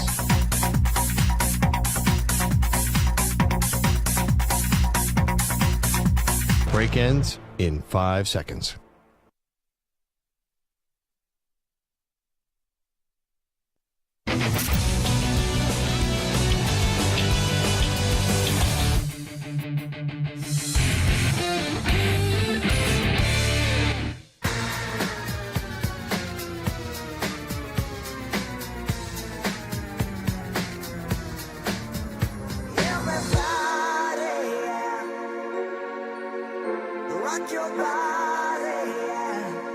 Hey, this is Howie. And this is Nick. From the Backstreet Boys. And you're listening to the Zach Gelb Show. And guess what?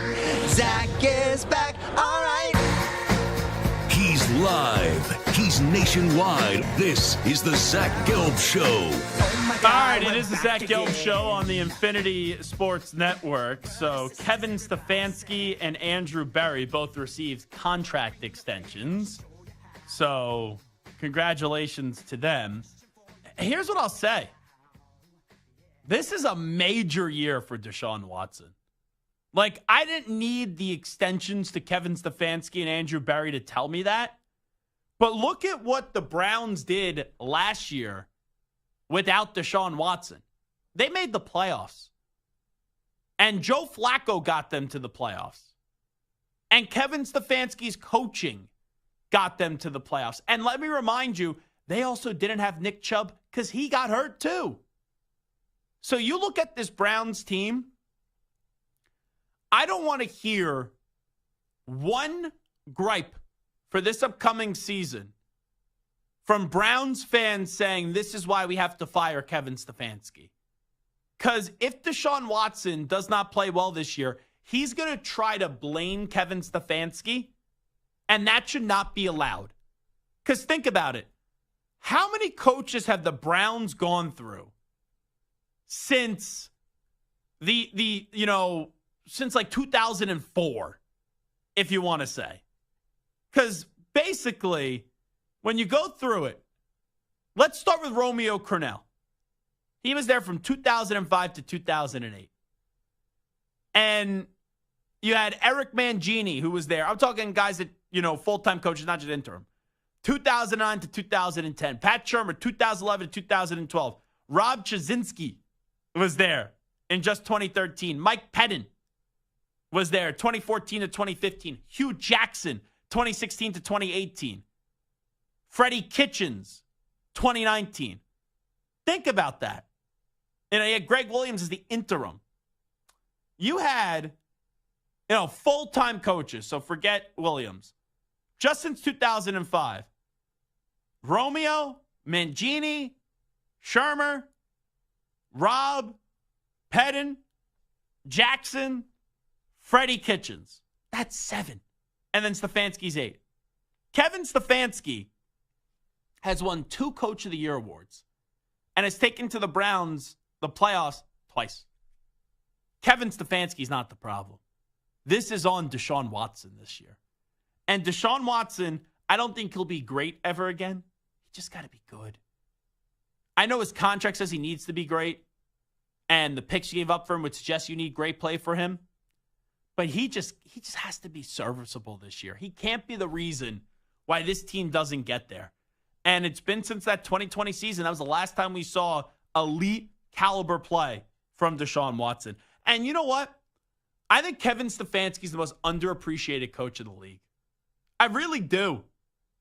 This is a guy who has been able to hold a job in Cleveland. That doesn't happen. I just ran through all the coaches since 2005, and he's won the Coach of the Year twice. This dude, he feels like he's a top 10 coach in the league. Is there a coach in the NFL right now that's more underappreciated than Kevin Stefanski? I can't think of one. I really can't. There's not a coach to me that jumps off the page. When McDermott, nope.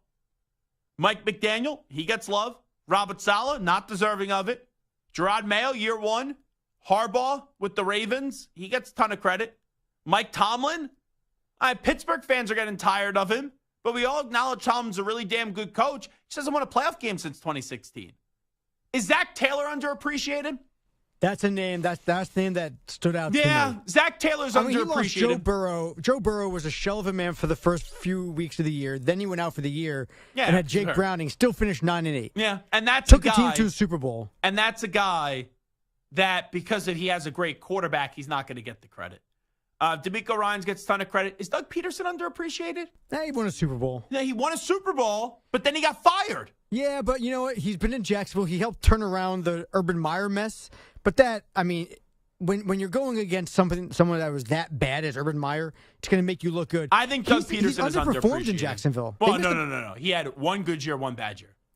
He's only been there for 2 years. Sure, but I mean, last year was he underperformed last year. They were 9-8, and even the year before that, I don't know if they 9-8 for Jacksonville is not the end of the world. Though. No. But I mean, they should have. I mean, they were 8-3, and they ended up winning. They ended up losing 6 of their or 5 of their last 6. They were dreadful down the stretch. Yeah.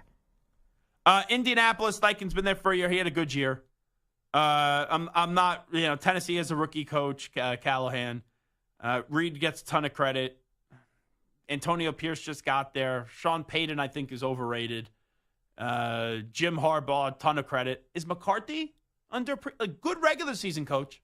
I think he's exceeded what people thought he was going to do in Dallas. I think he's done a lot more in Dallas than people thought he was going to do, and I think he's underappreciated in a lot of ways. But I also think that he's deserving of not being appreciated because he's fallen flat a lot.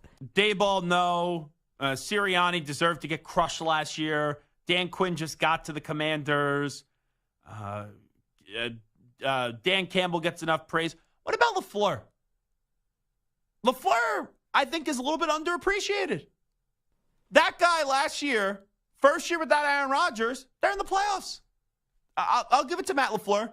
Kevin O'Connell, one good year, then lost the quarterback last year. You got to give him credit, but still early in his career, only 2 years as a NFL head coach. Eberflus, let's see what he does this year with actual expectations. Todd Bowles. I think Todd Bowles, he was a disaster in New York, won a Super Bowl in Tampa Bay, and since then, they made the playoffs first year without Tom Brady. I would say Todd Bowles a little bit underappreciated. A little bit. I mean, he was, I wouldn't say he was a disaster with the Jets, but he certainly was not bad. Great. Yeah, he was bad. Outside of one season, he was very bad. Dennis Allen, no. Raheem Morris just got there in Atlanta. Canales just got there in Carolina. Shanahan, no, he gets enough love. McVay gets enough love. McDonald just got there in Seattle. And then Arizona. Gannon had 1 year. 1 year. He was impressive in that 1 year. I know they had a bad record, but the 5 most underappreciated coaches in the league. Stefanski's in that conversation. Zach Taylor's in that conversation.